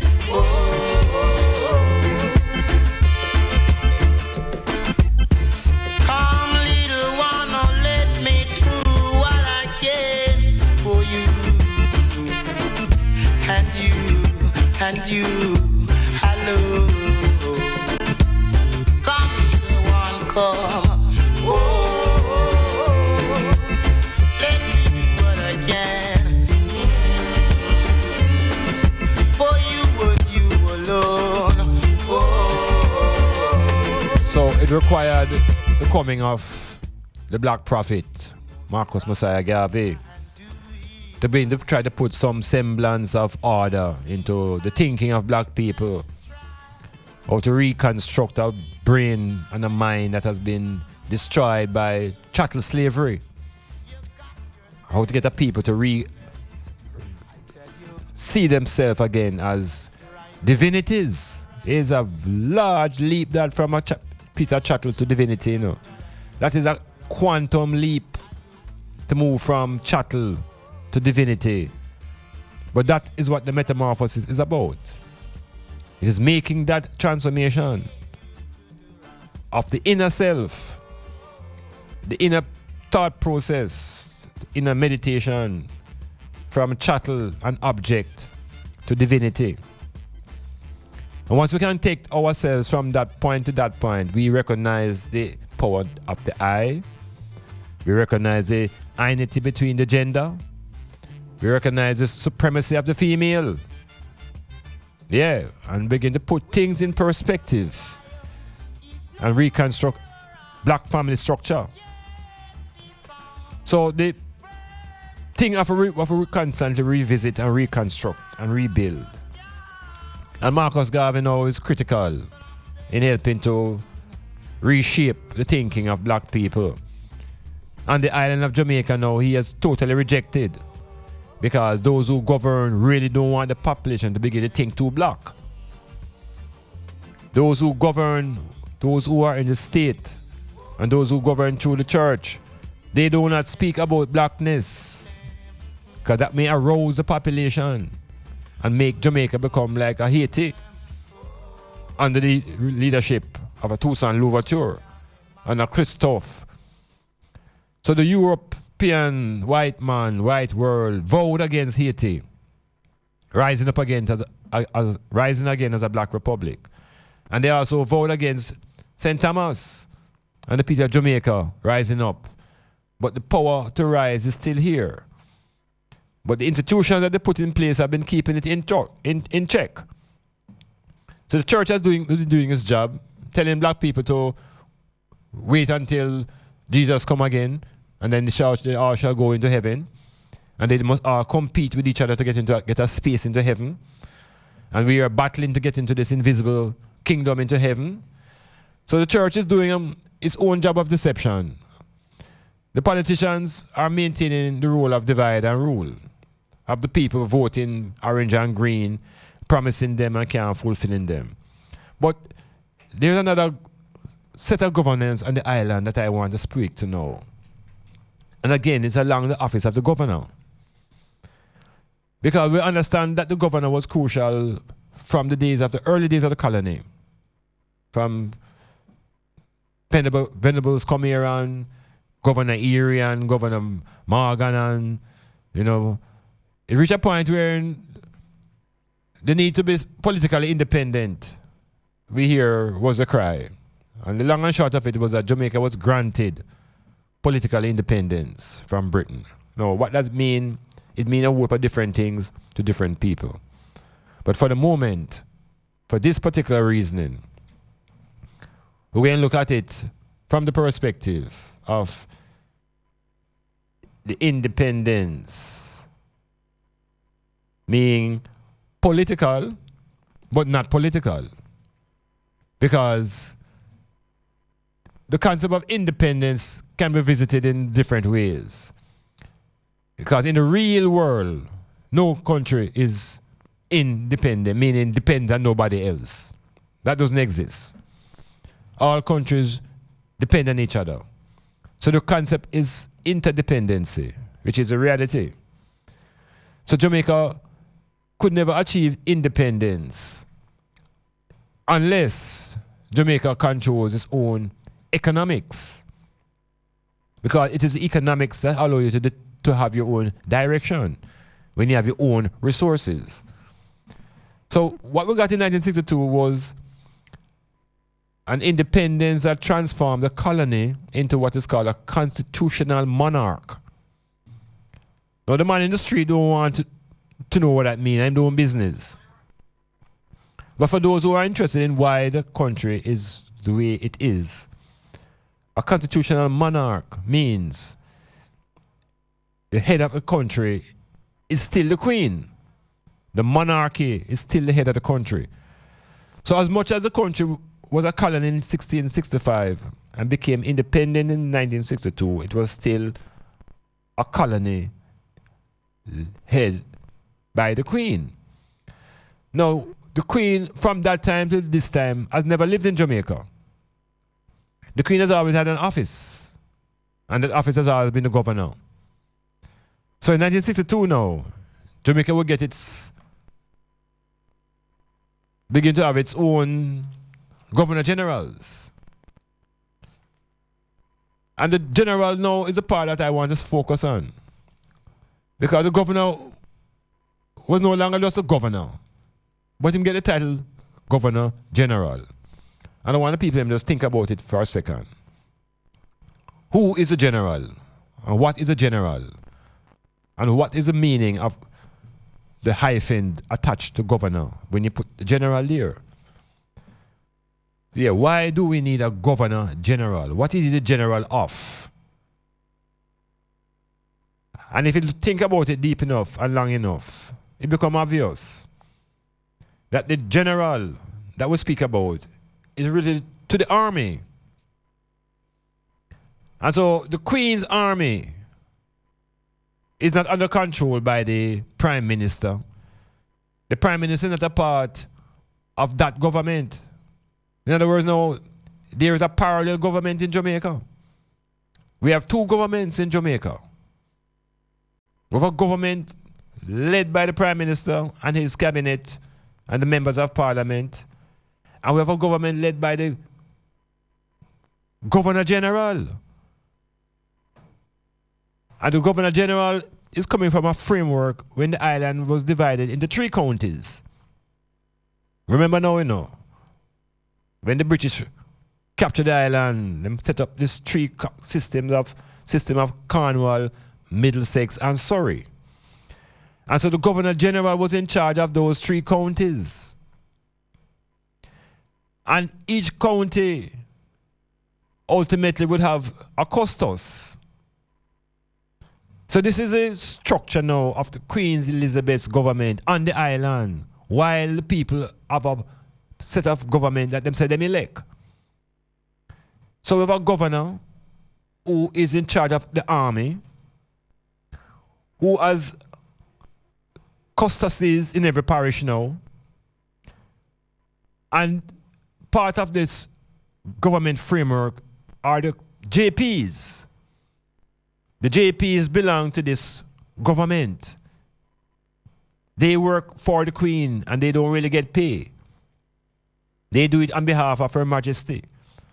So the Jamaica Island now, for the first time now, we are hearing about the real amount of money that it's taking from the black population to maintain this particular government.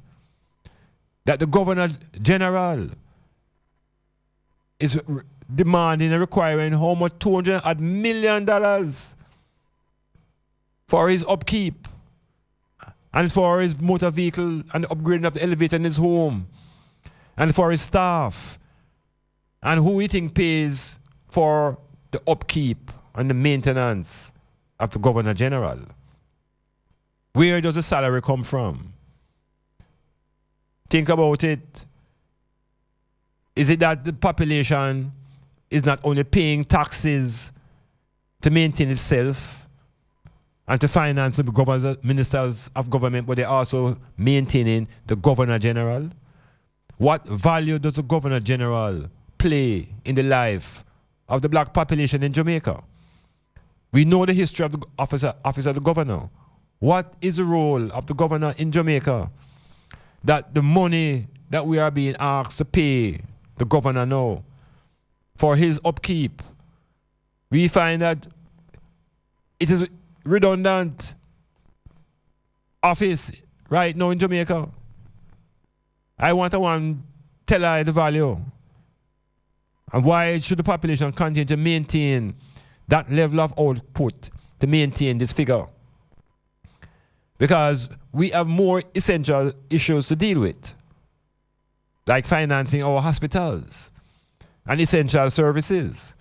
What essential service does the Governor General serve in Jamaica? I know that whenever the army must come out to the streets, the Prime Minister can't call him out. We know that when the ganja law was trying to be passed, the Prime Minister alone couldn't pass it. He had to wait on the Governor General to sign it up. So technically no, we are not under the governance of the state. We are under the governance of the Governor General. He opens the parliament with his speech and then the politicians speak. We have a parallel government that is sucking the money of the people, sucking our resources, and there's no return. Him and his family and the whole King's House and all the custos who receiving stipends for doing ceremonial Queen's work is a stress on the Jamaican people pocket. And we must rise up. We must rebel against this. And what do we need a king in an island when we are an independent country? What is a king's house doing here? Who is that king? Is that His Majesty? Is that Selassie? Rastafari.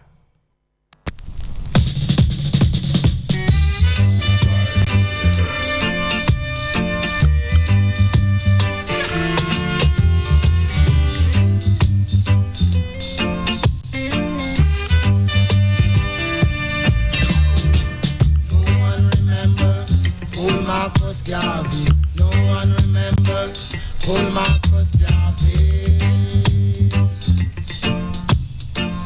No one remember Paul Marcus Garvey. No one remember Paul Marcus Garvey. No one remember him. No one talking about Paul Booker. They've been talking about William Gardner. They've been talking about Norman Washington, man, including Buster Manton. No one remember Paul Marcus Garvey. No one remember Paul Marcus Garvey.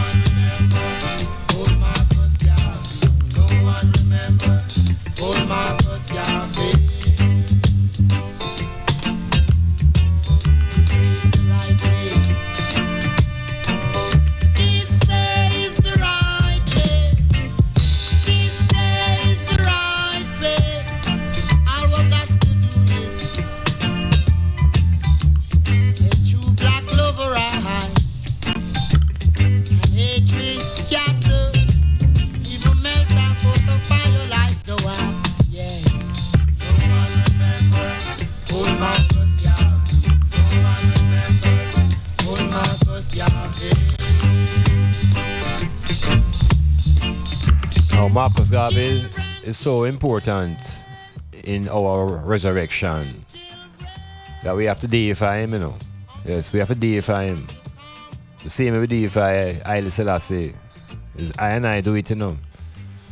Yes, because it is I and I, these individuals don't deify themselves. This is the people based upon what these individuals have done and are doing. Garvey was important to help to stem the tide of violence against self.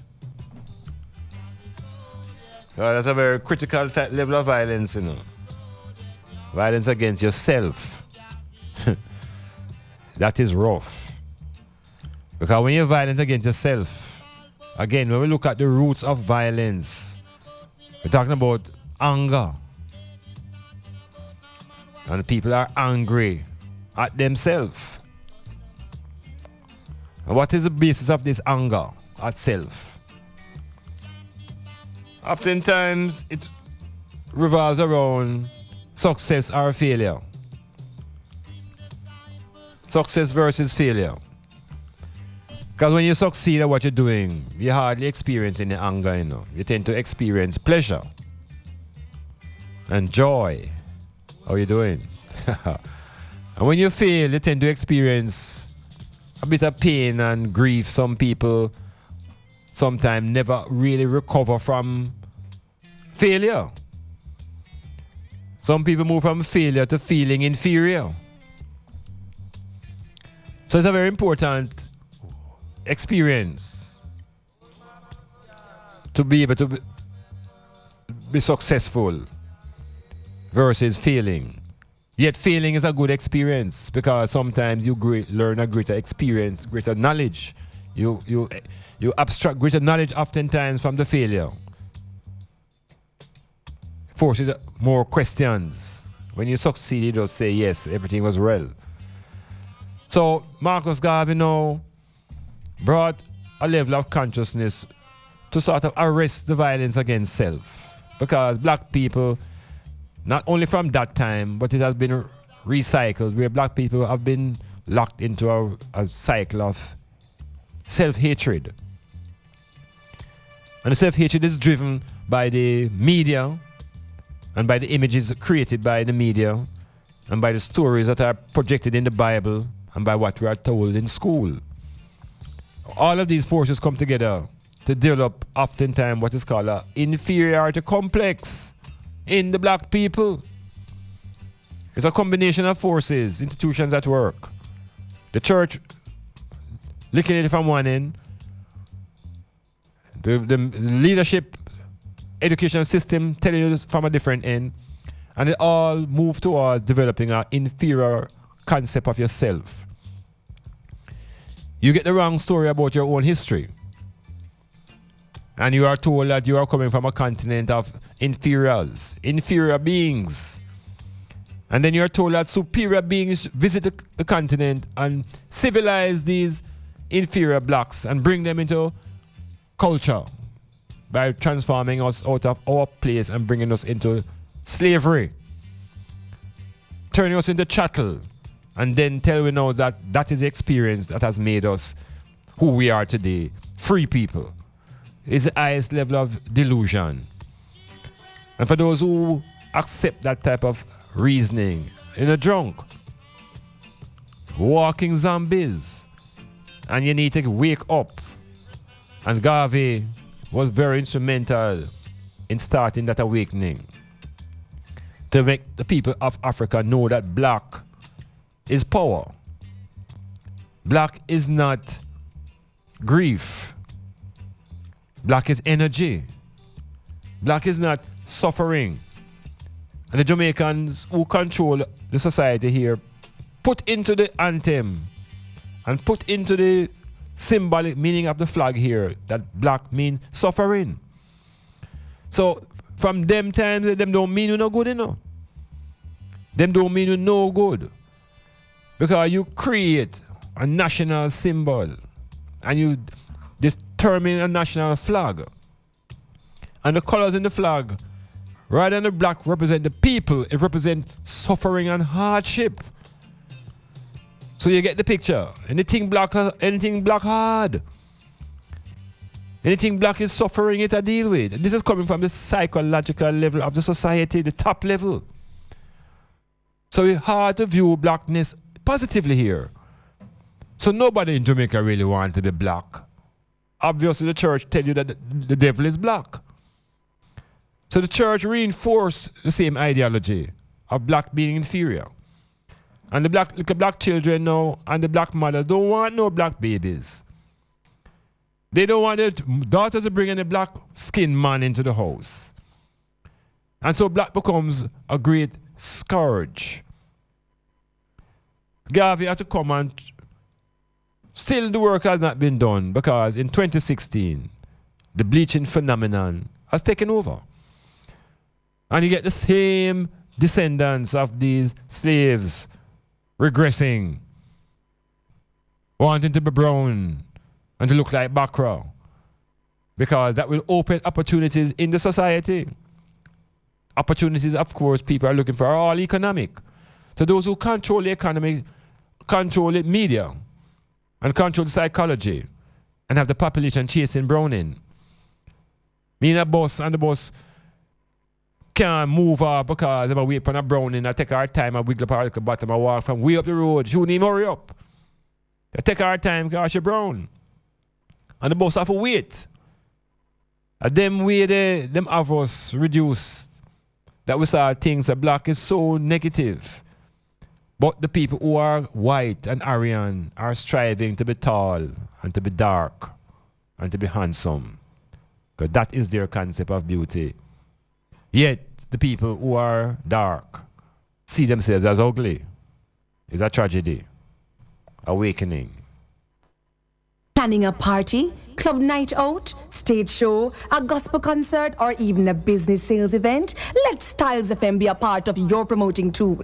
Take advantage of our low-priced promotion packages with commercials, interviews, giveaways, reviews, and much more. We have special offers when you mix and match and bundle your options. Contact us at 876-286-9216 or 439-5160. Styles FM for the most effective way to exploit your marketing dollar.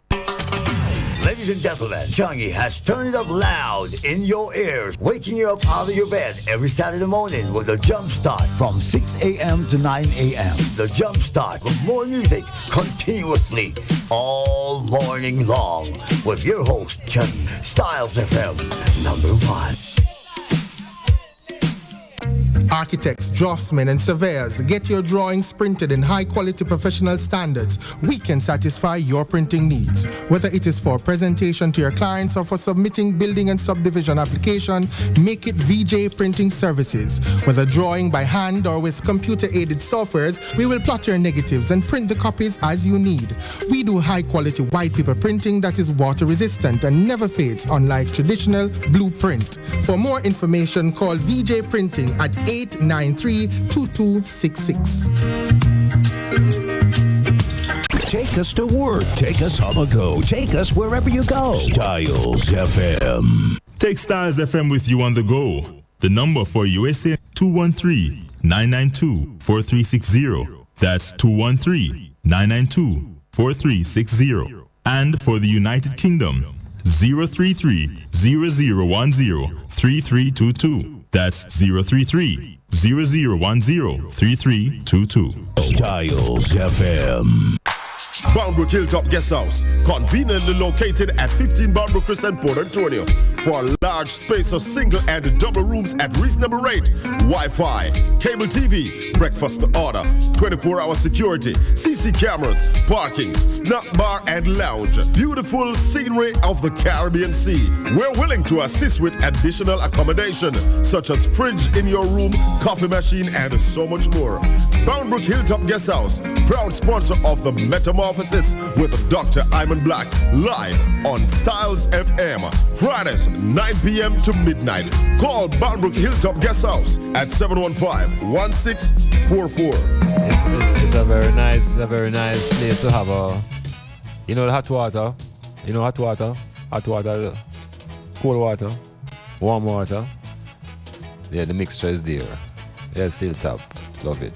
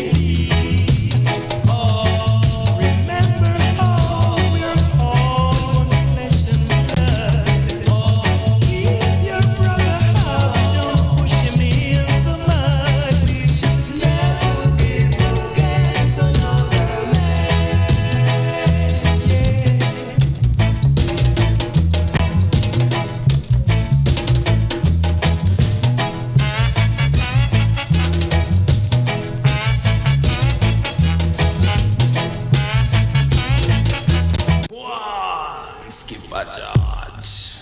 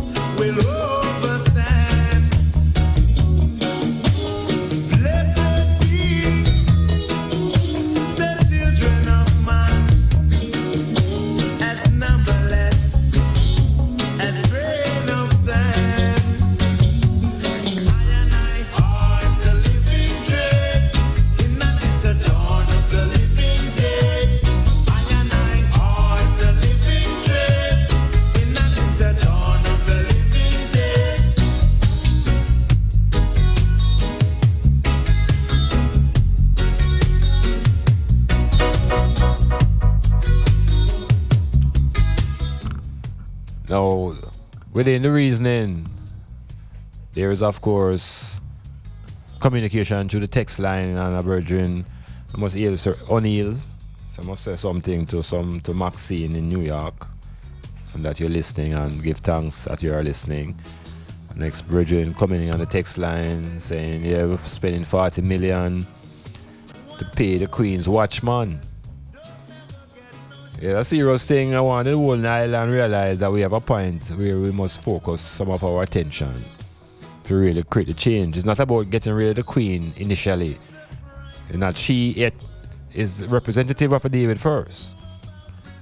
There's a campaign by certain government officials in speech about getting rid of the Queen and making the island a republic and rah-rah, but them on a bluff. Because they don't want the Queen to get away, you know. They want the Queen to remain, that they can continue with them irresponsible governance. Because they know that the country has a parallel government. They know that about the government run by the Governor General and his custos and his JPs. So they don't care what they do as elected officials, because man, they are bigger than them. And until we address that schism and remove the parallel government, the government that we elect will never be responsible. Then we're going to take a vote and do the same thing that we've been doing for the last 50 years. So from 1962, it matters not which party goes in power. It's all the same thing. Because they all know that it's not them are really in charge of the country. It's the monarchy and her set of legionnaires that run in the place. Her Majesty's courts. It's still her court system that you go under when them decide if you arrest you and prosecute you and take away your money. And if you want to get away, you have to go back to her court in England. It is Her Majesty University up at Mona.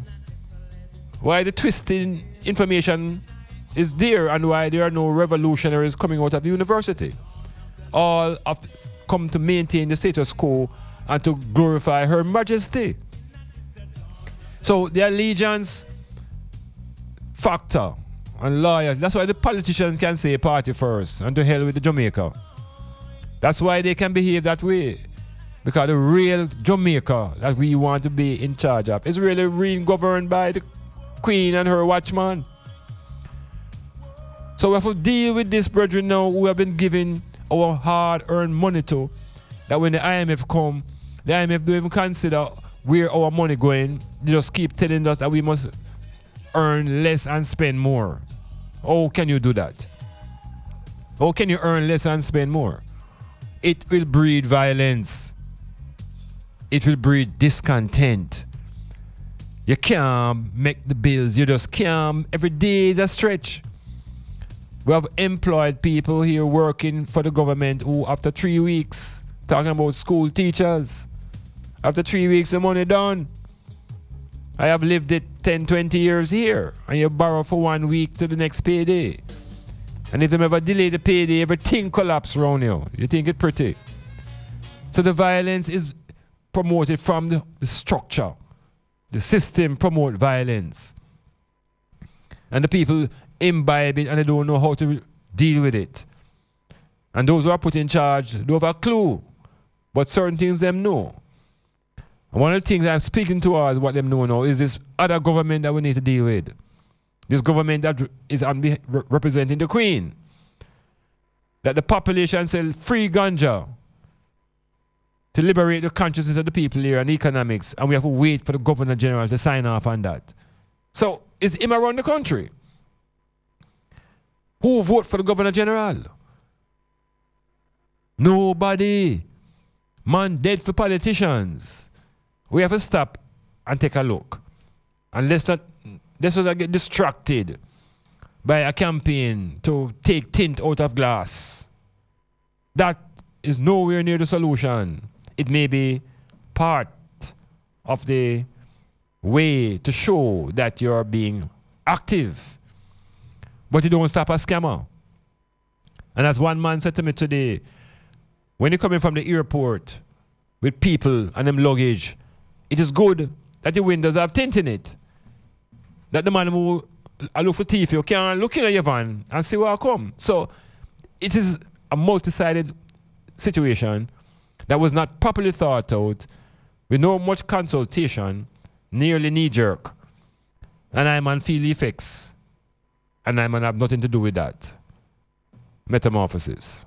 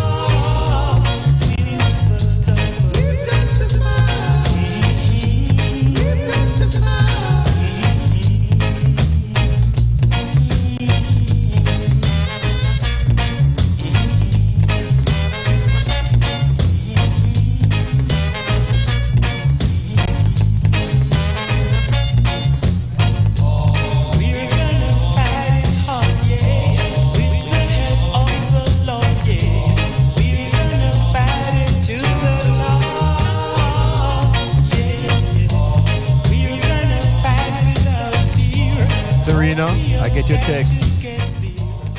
You said nobody wants to be black again. Well, I'm not telling my daughter. Yeah, just for them to overstand the power. But you see, it is. Yeah, alright, that's true. I won't speak about that. Yes, Serena. We're gonna hold the string, yeah. And we will laugh and sing, yeah. We're gonna fight it to the top. We'll never stop.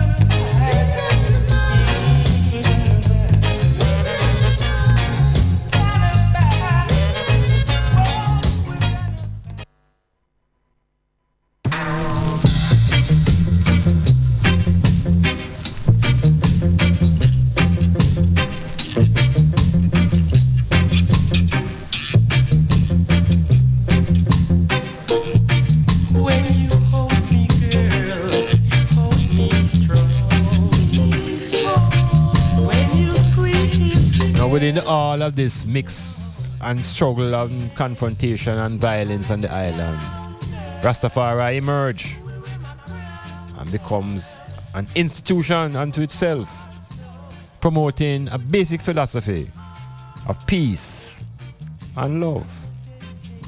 Now, what could be more dynamic than that in such a violent atmosphere? Peace and love and levity. Eat natural. Praise the Almighty Jah Rastafari. Big problem on the plantation. The state rise up. The church rise up. The politicians rise up.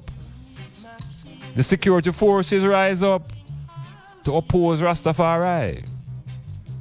Because Rastafari is not British.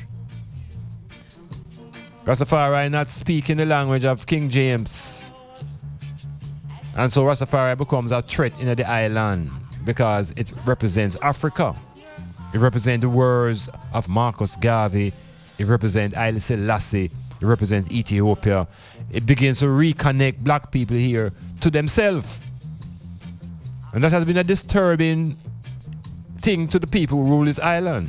It's like the more the black people are disconnected for themselves, it's the better the people feel who govern this place. So Garvey and the philosophy, through Rastafari and his imperial majesty, became a sort of rallying point now to the violence. Yet Rastafari feels some of the most serious violence by the state and violence by the population, verbal violence, antagonisms, intimidation. These are violent acts, and they are supported by governing forces who laugh after Rasta and cuss Rasta. And it was all so funny. It was also humorous. But that was violence. So we're going on as though the society has always been this calm, tranquil place. It has not. Mario Ganja has helped to maintain the peace on this island. Yes, Ganja has helped to maintain a peaceful meditation amongst the oppression. And what the society do is overpower the ganja with rum. And the rum promotes violence, destroy families. But that is now legal as long as you destroy a family responsibly. Check that.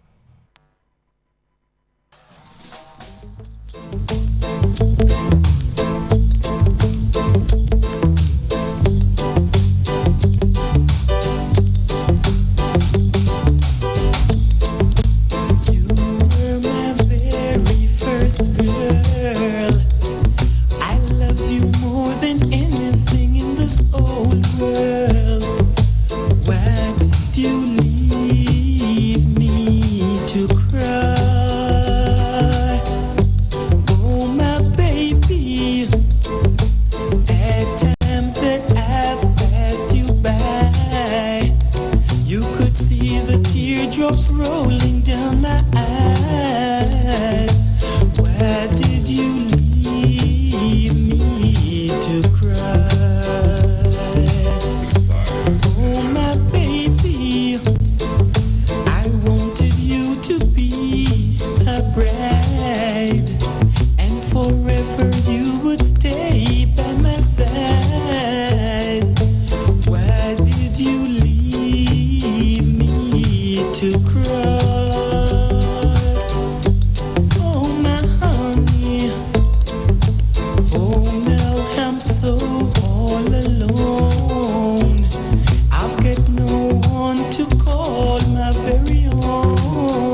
A time in Jamaican music era when man and woman used to dance face to face. Yeah, face to face. So you know, look about the place and I try to walk on everywhere. Everybody try to look on everybody else. Face to face, rubber dub, front to front. Where it reached now in 2016. Is a backways rubbing going on now. Man, I rub up on buttocks. How man I walk off when you feel like. all sort of discrepancy. Yeah, the harmony that we once knew is what we have to recapture between male and female. Yeah, man, we have to reconstruct the dance them now, which part the man them come off of the wall, a woman them come off of the wall. You got such a now pure man a dance with man, a woman a dance with woman. Where are we going culturally with that type of behavior? That is violence against each other, you know, because we were constructed to be harmonious, not to be in opposition. So the music need to upgrade itself and remove itself from the comparison and get to talk about who can this and who can overpower who no longer friend and who no longer is enemy, and you can't trust the one there. It's pure insecurities being promoted in the music. Listen to the heptones. Listen to the heptones.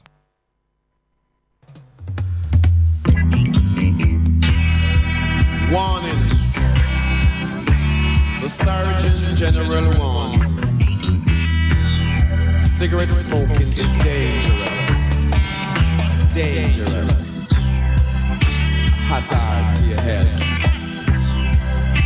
Does that mean anything to you?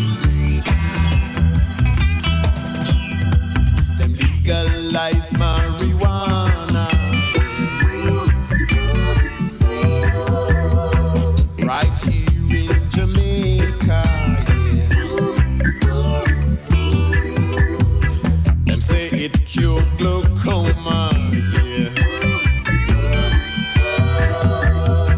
I'm an the bush doctor, yeah.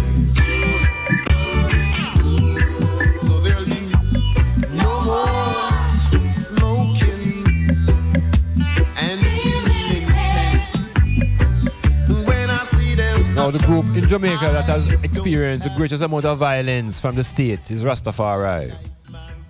No question about that. Massacres, brutality, imprisonments, all sort of violent behavior has been let off and has been released on Rastafari.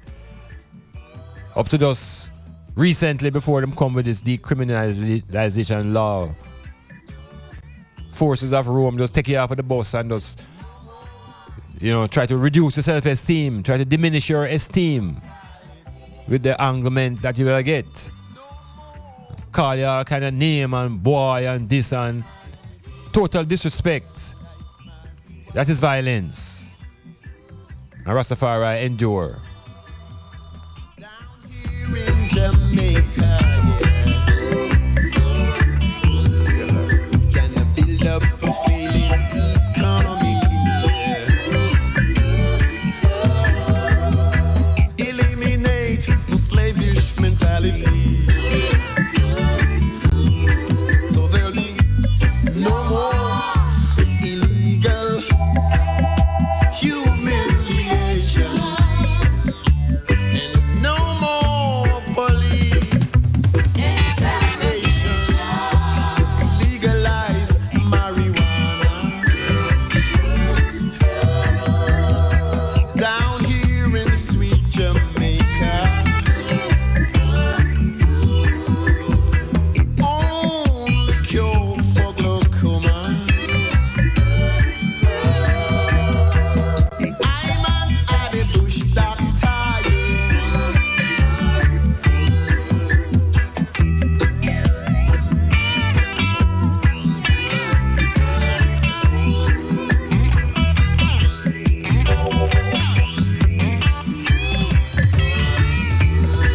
and there be Yeah, man, I say the listeners, them sharp fire us out of Virginia. I'm just out of Peter Todd's name, some music and speak about heptones, and the man say, no. I say, true. It's not heptones or Rastaman song of herbs, you know. We're talking about the love music that the heptones would be generating. That was all about women and love, you know. But healing all the people in Virginia, I want to heal Dakai Entertainment in Virginia. And I want to hear the CEO, Icon Dakai. Yes, go and create those beats. And I want some of them to run through the metamorphosis. So just know where to do here, sir. All right. Metamorphosis goes on.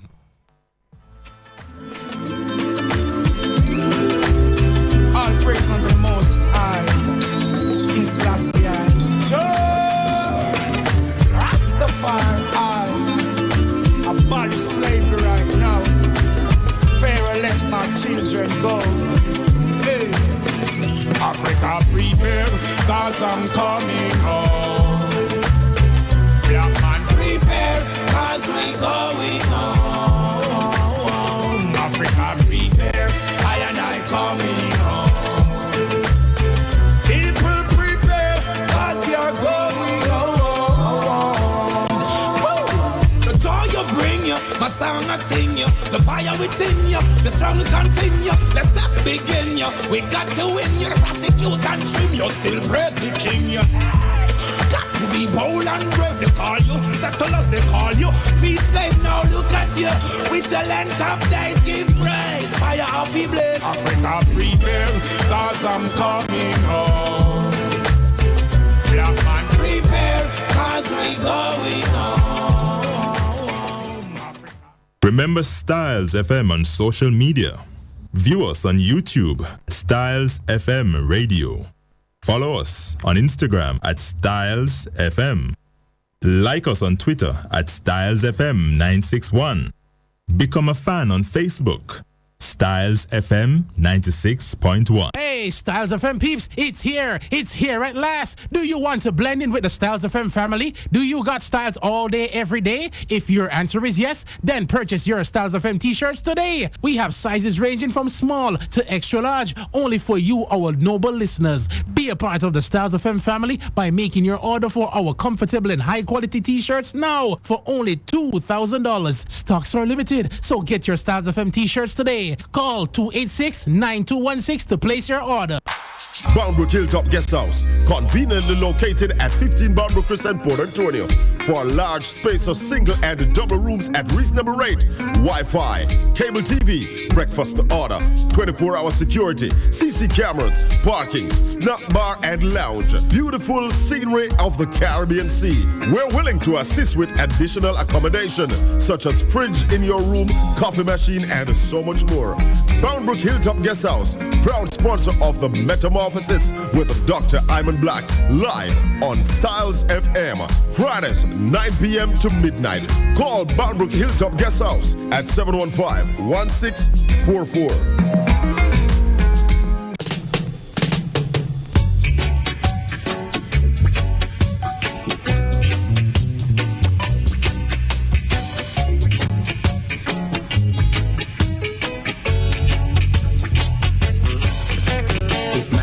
Alive, 1995, what man will survive? You could be spending the rest of your life thinking it over and over again.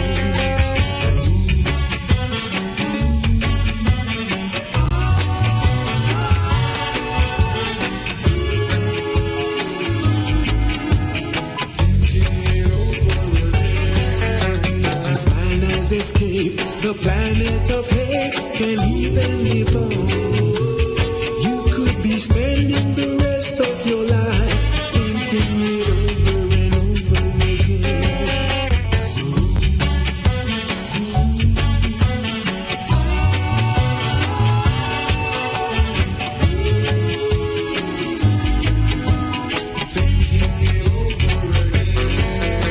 Man knoweth the right and doeth the wrong, then he should be blamed. He could be spending the rest of his life regretting anything.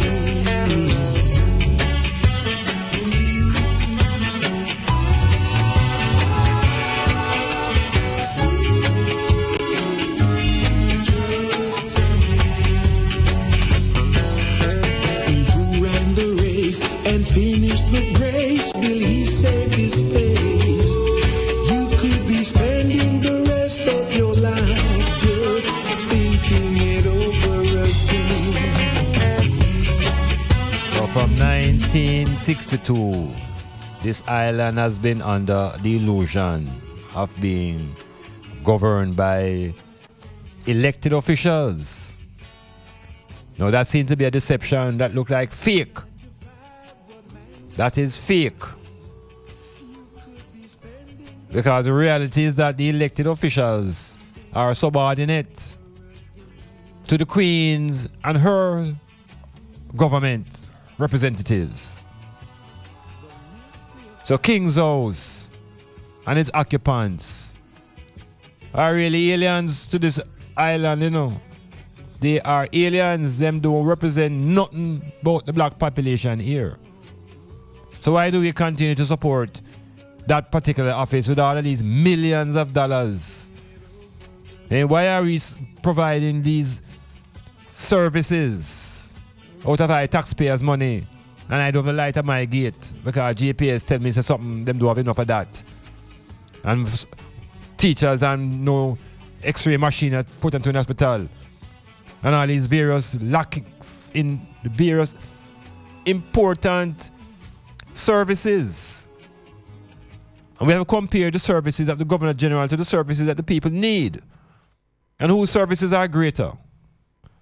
So where are these $200 million coming from and where it going? I am saying that people must wake up and focus upon this office. And how is it that this man has so much power in the country that he is the general? He is not only the governor of the political affairs. He's the general of the army.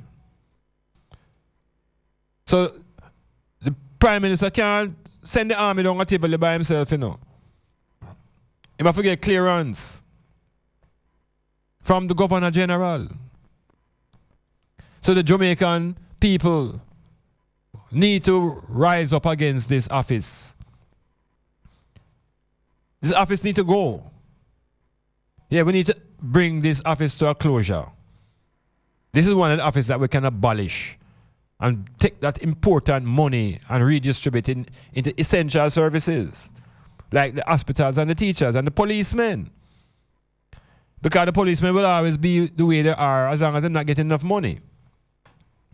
They will always be victims of bribes when they are being underpaid. And that's what helps to maintain the violence and the corruption. We have ministers who are overpaid, highly overpaid. And we have important essential workers who are highly underpaid. These are the discrepancies that cause the violence. And those who are on the top of the thing, they don't seem to care and know. So you're getting all the police together, the commissioner, the prime minister, minister of national security, they all come together and sit in one space. And they speak about domestic violence. And they can't resolve the violence from the scammers. So they turn on the what look like the weakest, the soft, what do you call it, the weakest part of the fence. And this is them way and push. And then pushing through that fence now, them create a thing called preventative detention. Hey, boy, I tell you, no Rasta. And this now is a movement into the Constitution that begins to move on the edges of individual freedoms in a society where the police are not trained for psychological counseling. And you're going to ask these young men and women to intervene in domestic violence and to carry off people for cooling off periods that you don't know how long it can last. These are not properly thought out methods of resolving violence. Knee-jerk reactions. And you have no place to house these people from the domestic violence. You're going to house them now with hardline criminals and men of greater offense. The system is not prepared for that. So this is not the way to resolve violence, by attacking taxi drivers and the cars that they drive. And the hypocrisy now is that the taxi drivers just turn around and say, take it out of the bus. And now the JUTC must find millions of dollars. The whole thing is non-practical.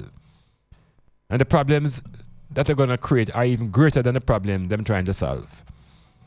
To solve the violence, we have to deal with root causes, the institutions that are promoting it, the education system that encouraging people to feel inferior, the religious system that make black people feel as though they are lesser, and in order for them to be complete, they must achieve whiteness.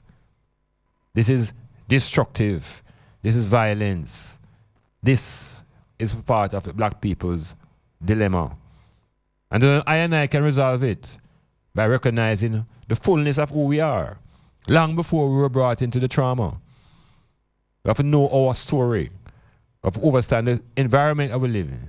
And its plantation is now being considered to become what you call a protectorate of the United States. At this moment, this present government is considering the whole idea of Jamaica becoming a satellite like Puerto Rico and Guam of the United States. What a thing. What a thing. Then how would we deal with the Governor General while we're still trying to link up with America? You see what I mean? The island may be up for sale and we don't even know. Metamorphosis. I ain't giving up. Keep on living up. I'm indigenous. What the money will I still see? I draw. Rastafari. You live on rain in the heart of all flesh. The conquering lion. Crown king of kings, lord of lords, with the lioness. So you know, repatriation is a must in Africa. Rastaman, we taking over. And we've got nothing to fear. We taking over.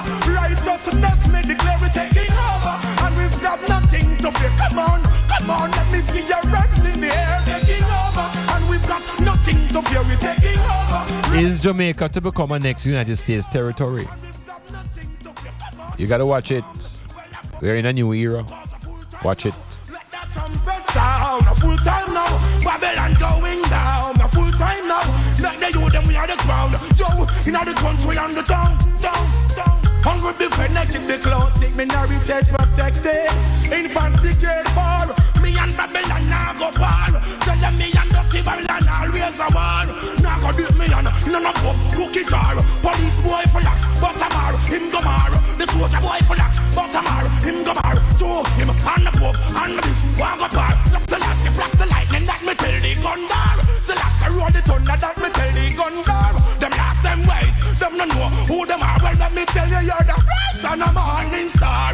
No for them a black, but for them a top and all.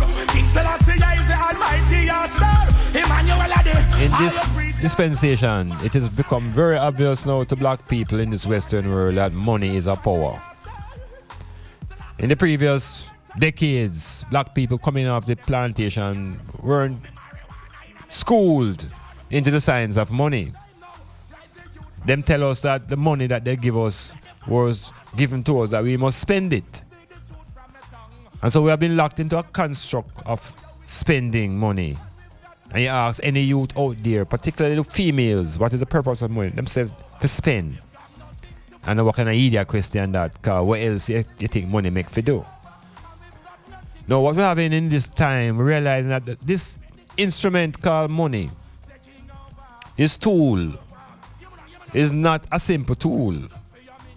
Because it is a requirement to endure in the Roman structure of goods and services. So as long as you require goods and services, the system forces you to have the paper. And through that paper now you can exchange for goods and services. But the system now who does employment, they are practicing what they call capitalism. And in that system now, you pay the workers just enough to come back to work. So from the income, their income, it just goes back into transportation, goes back out into food, and goes into shelter. And it's done. So the worker or the farmer slave who is now graduated to a worker is still always poor. And the next stage of that poverty is to borrow. So not only are you employed, but you are in debt. And then they tell us that the wages of sin is debt. And trust me, it's DEBT. Yeah, that is the wages of sin. DEBT. And black people have been suffering from that debt from the time of emancipation until now. Our families have been born in debt. DEBT. So our lives have been shaped by debt. Yeah, man. And we've been born into unemployment. Maybe that is a sin. So we're born into sin and shaped by debt, which is iniquity. That's what me say, born by sin and shaped by iniquity, you know. We're born in debt and we're shaped by bills. So how do we overpower that setup? We have to generate money. And you don't generate money by being employed. Because when you're employed, the employer not going to give you enough for you to be able to be self-reliant. Give you enough so you can come back to keep his thing going. You know, Rastafari, from the days of Pinnacle, had a solution. The economics of marijuana. The financial power behind ganja. From the 1930s, Rastaman didn't know that, but it was mashed down by the army. And the state crushed Pinnacle and crushed that economic empire that was being built by black people. We must know this. That's why I call them mash up Black Wall Street in America. And wipe out the black people in production. So they mash up Pinnacle and destroy the economic foundation of the black people. And the ganja, which was at the foundation of the economics, was destroyed. Now today, it is a ganja now that the same state now is coloring. The same state. And the same Rasta man who get punishment. Man like Peter Touch who get beat up and broke up. It's his songs now these hypocrites now are singing. You see how the thing set up? So the violence will not cease. The violence will not cease until the state begins to have respect for Rasta. Yeah, man, and begin to show some compensation to the violence committed against Rastafari. It's a serious thing, you know. And it will always be here because Rasta is here to stay. And Rastafari will begin to organize itself in a different way in this dispensation because we understand the need and the power for money. No more will I and I talk about money being the root of all evil. Because if money is the root of all evil, so let us all be evil then and abandon good because good don't seem to be working. It's just words. Because the ultimate reality is that you have to have the money. And the money covers the basics. Shelter first. Don't be tricked by eating out your money. Because them tell you say food first. That is a backwards ideology. It's shelter first. And so you take your money and you deal with shelter and you deal with land. To break that landlessness that we have been experiencing from the emancipated themselves. So we begin to use money different and begin to really realize that the economic liberation will come through hemp, which is a family of the ganja. And there's nobody in the state or the politicians who are speaking about hemp. Because hemp is a true monetary liberation. They are into the medicinal ganja where they can control the resources, control the drugs, control the pharmacies, control the labs. The poor black people can't get to that. We must begin to speak about hemp, where I and I can have access to hemp factories through ownership and through employment and change the nature of this plantation. And I better say the violence cease. Because once the black youths them realize that they have earning power and what they're generating can be manufactured into goods and services, then we put in them energy. And there will be no time for idleness. And the church won't have any more idle hands to preach to about which devil will occupy them. The youth will be making cloth, Rasta cloth, ink, soap. 2,500 products can be made from hemp, and there's nobody in the state promoting even one. All them depend is about medicinal ganja and right to smoke. That is the deception. The liberation come through the development of the hemp industry. And until the Rastaman and the black people begin to chant hemp, until our artists begin to sing and chant for hemp, we shall remain poor. Our economic liberation rests in the hemp industry, not in smoking and medicinal ganja. Yes, wow. Still I see I give me the remedy, the fire figure burn. After the tables turn, give me the remedy, the fire figure blaze. Burn Babylon dirty way. Hey, shot. Eternal fire, dirty Babylon, you want to get bruised. Me, I want them fire. I said they just can't win, you're going to lose. Me, I want them. Pack up and one. Me, I beg you move. I beg you pack up and one.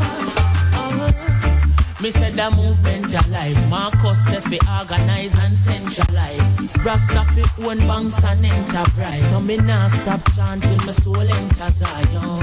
Princes of fire, Babylon me tell you your time just expire. What kind of wickedness me you transpire? And no gasoline and no tire. Eternal fire, dirty Babylon you want to get bruised. Me I want them fire. I said they just can't win, you're going to lose. So we are want them. I beg you pack up and go. I tell you pack up and go. Say, certain man for pack up and go on. That me I say.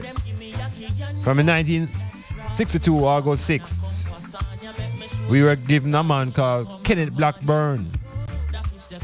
Go on hold the office established by Henry Morgan and Governor Ear.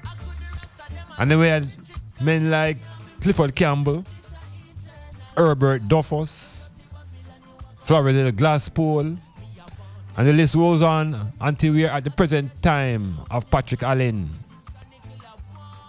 Chronic said they must get up and go on. Yeah. Them money can go on.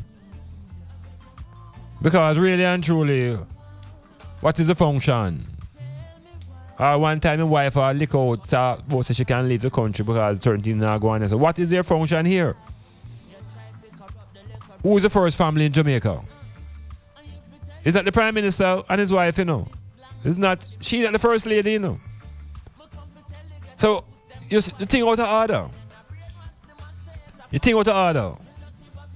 We had a president in America last time named Obama, and his wife Michelle was known as the first lady, the president's wife. The prime minister here can't tell his wife that she is the first lady. There's a lady above her, Patrick's wife, yet she don't know nothing about, she don't have nothing to do with Jamaican people. So why are we supporting these people and using our hard-earned cash to maintain this institution? It is redundant, along with the costos them. 14 of them getting money, call it a stipend. What is their function? I say it's redundant. The JPs have a value because they're providing some form of assistance to the community. But it just so happens that they don't get paid for that. Because somehow they must work for the Queen. Yeah, you remember the song, God Save the Queen? It's not God Save the African people, you know. It's God Save the Queen. So warm to I and I. And God bless America. And God save the Queen. And now they're not for I and I. You see why I'm not knowing the God thing? All right.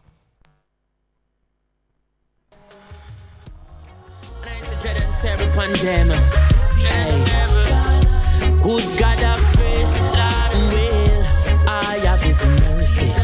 Hey. I miss an old slave driver. Time is catching up on you. Old slave driver. I know your sins, them are on. So carry we go home. I bring we brown and east. Well, come on a Rasta man. A Rasta no live on no Catalan. Oh, you mean? Carry we go home. Oh, yeah, I said we settle and cease. Well, come on a Rasta man. A Rasta no no live on no capital land. I will. Lord America a capital and the whole of Jamaica a capital and a long time them want trick the Rasta man. Like them no know say that man a real African. You think me no member King Ferdinand and thief in Columbus have a golden plan. They make a wrong turn and end up in Caribbean. One side kill enough Indian and turn paradise in a plantation and bring cross one ship load the African. Now here comes the thief in Queen from England. Now she Cromwell and Henry Maga. Send ship on top a century full of separation and after 400 years me send no reparation. I know them want to kill me with the taxation, but I beg you please take me to the motherland. I beg you carry me go home. I bring me Brona East.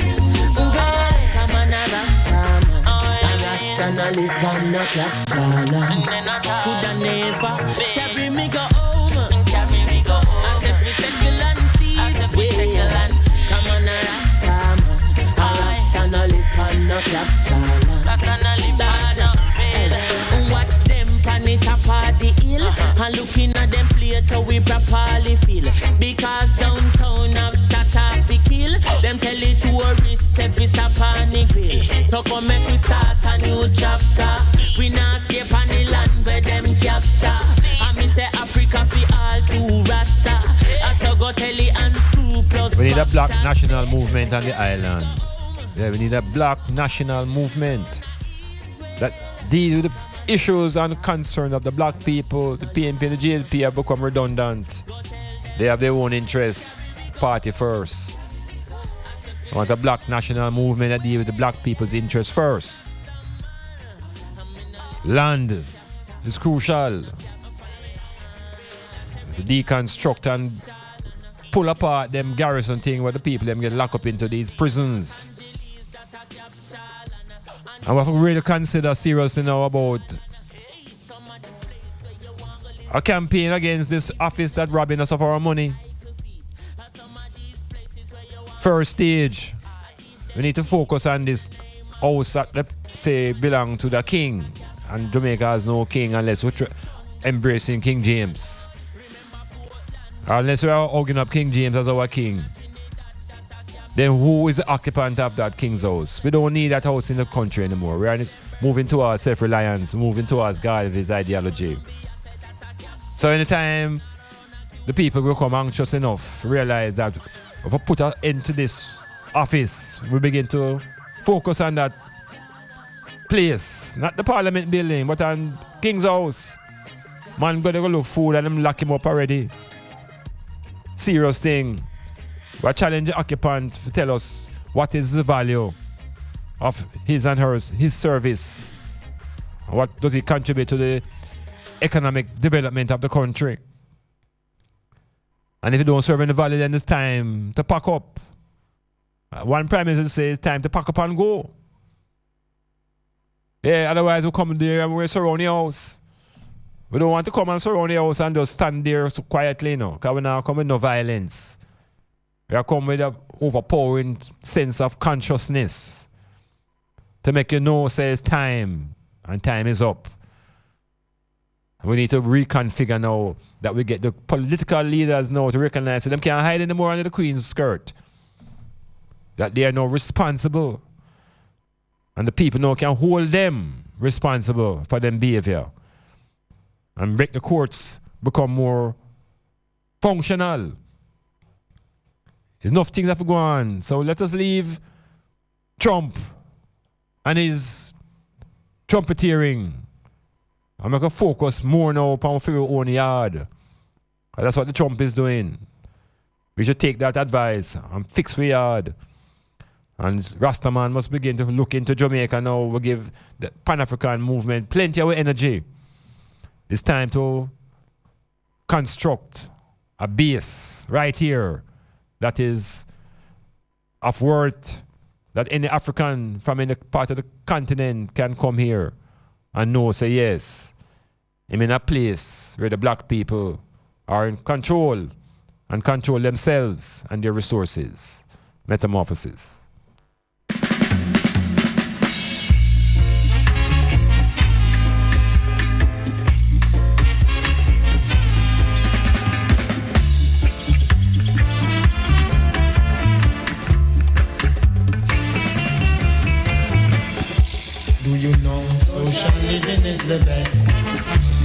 Do you know social living is the best? Do you know social living is the best?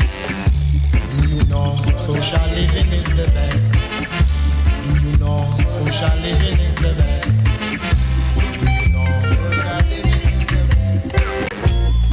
Takes behavior to get along. Lots of behavior to get along. Do you really, really know that? We have to kill that inferiority complex. We have to redevelop our self-esteem, that we can arrive at the level of confidence. Because without self-esteem, there is no confidence. And with no confidence, you have lost even before you have started. So there you go. The work goes on. Metamorphosis. Live good to right, no fight, up time. Live good to right, no fight, up time. Do you really, really know that?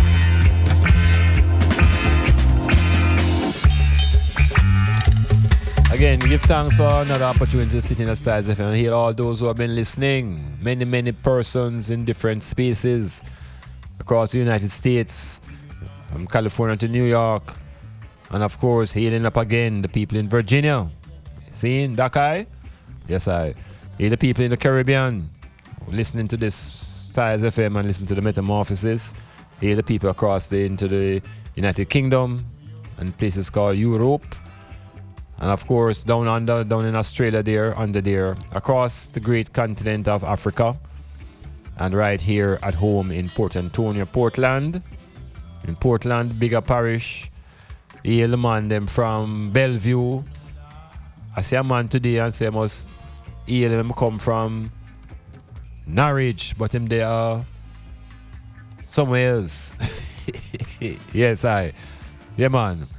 So St. Thomas people, St. Catherine, also Osabora and the crew, people in the Montego Bay, people across the island, we give thanks for the link. So, I just saw it go. We need to address the violence. We need to address our own selves, our own attitudes, what makes us angry. Why do we get angry so quickly? Is it because I'm feeling inferior? How do I develop my sense of self-esteem? It's about self-correction.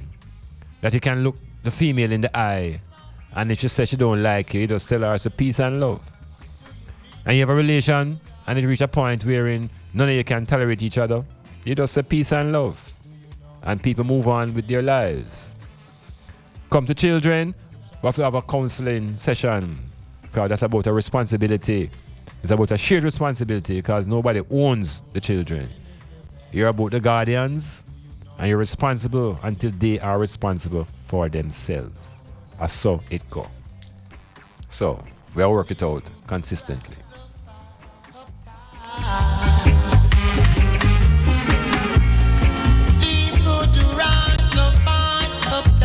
And then again, to make things better, make sure you listen to Power in a Half an Hour that follows this program, The Metamorphosis. Coach Mark gives you the pointers and show you how to create that economic framework that you become more relaxed, less angry, more positive, less stressful. Yeah. So it go. Do you know social living is the best? Do you know social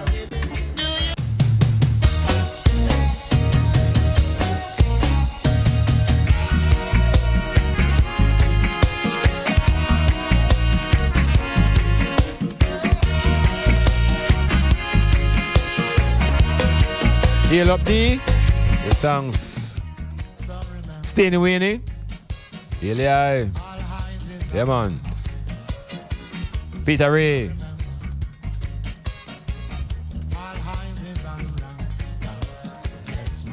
Grace. Give thanks. Stay warm in that mountain here. Yeah, and we'll continue to move in a positive way. Constructively in our intelligence, and we build relations relations to our ideas, relations to our community, relations to the people around us. And we continue to glorify the female within the deity, recognize the power of the unity of male and female. That is the oneness that we're striving for. So, we're still in the month of February, Black History Month, Reggae Music Month, but we're trying to find a remedy to resolutions of tension and violence in the black family. So we keep it locked to Styles FM, as they say, and continue that inner journey of metamorphosis. Iman Blak saying peace unto the I and I, Rastafari.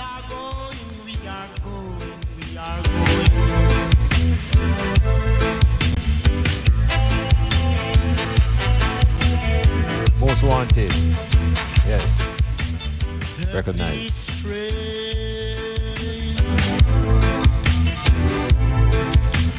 The one train.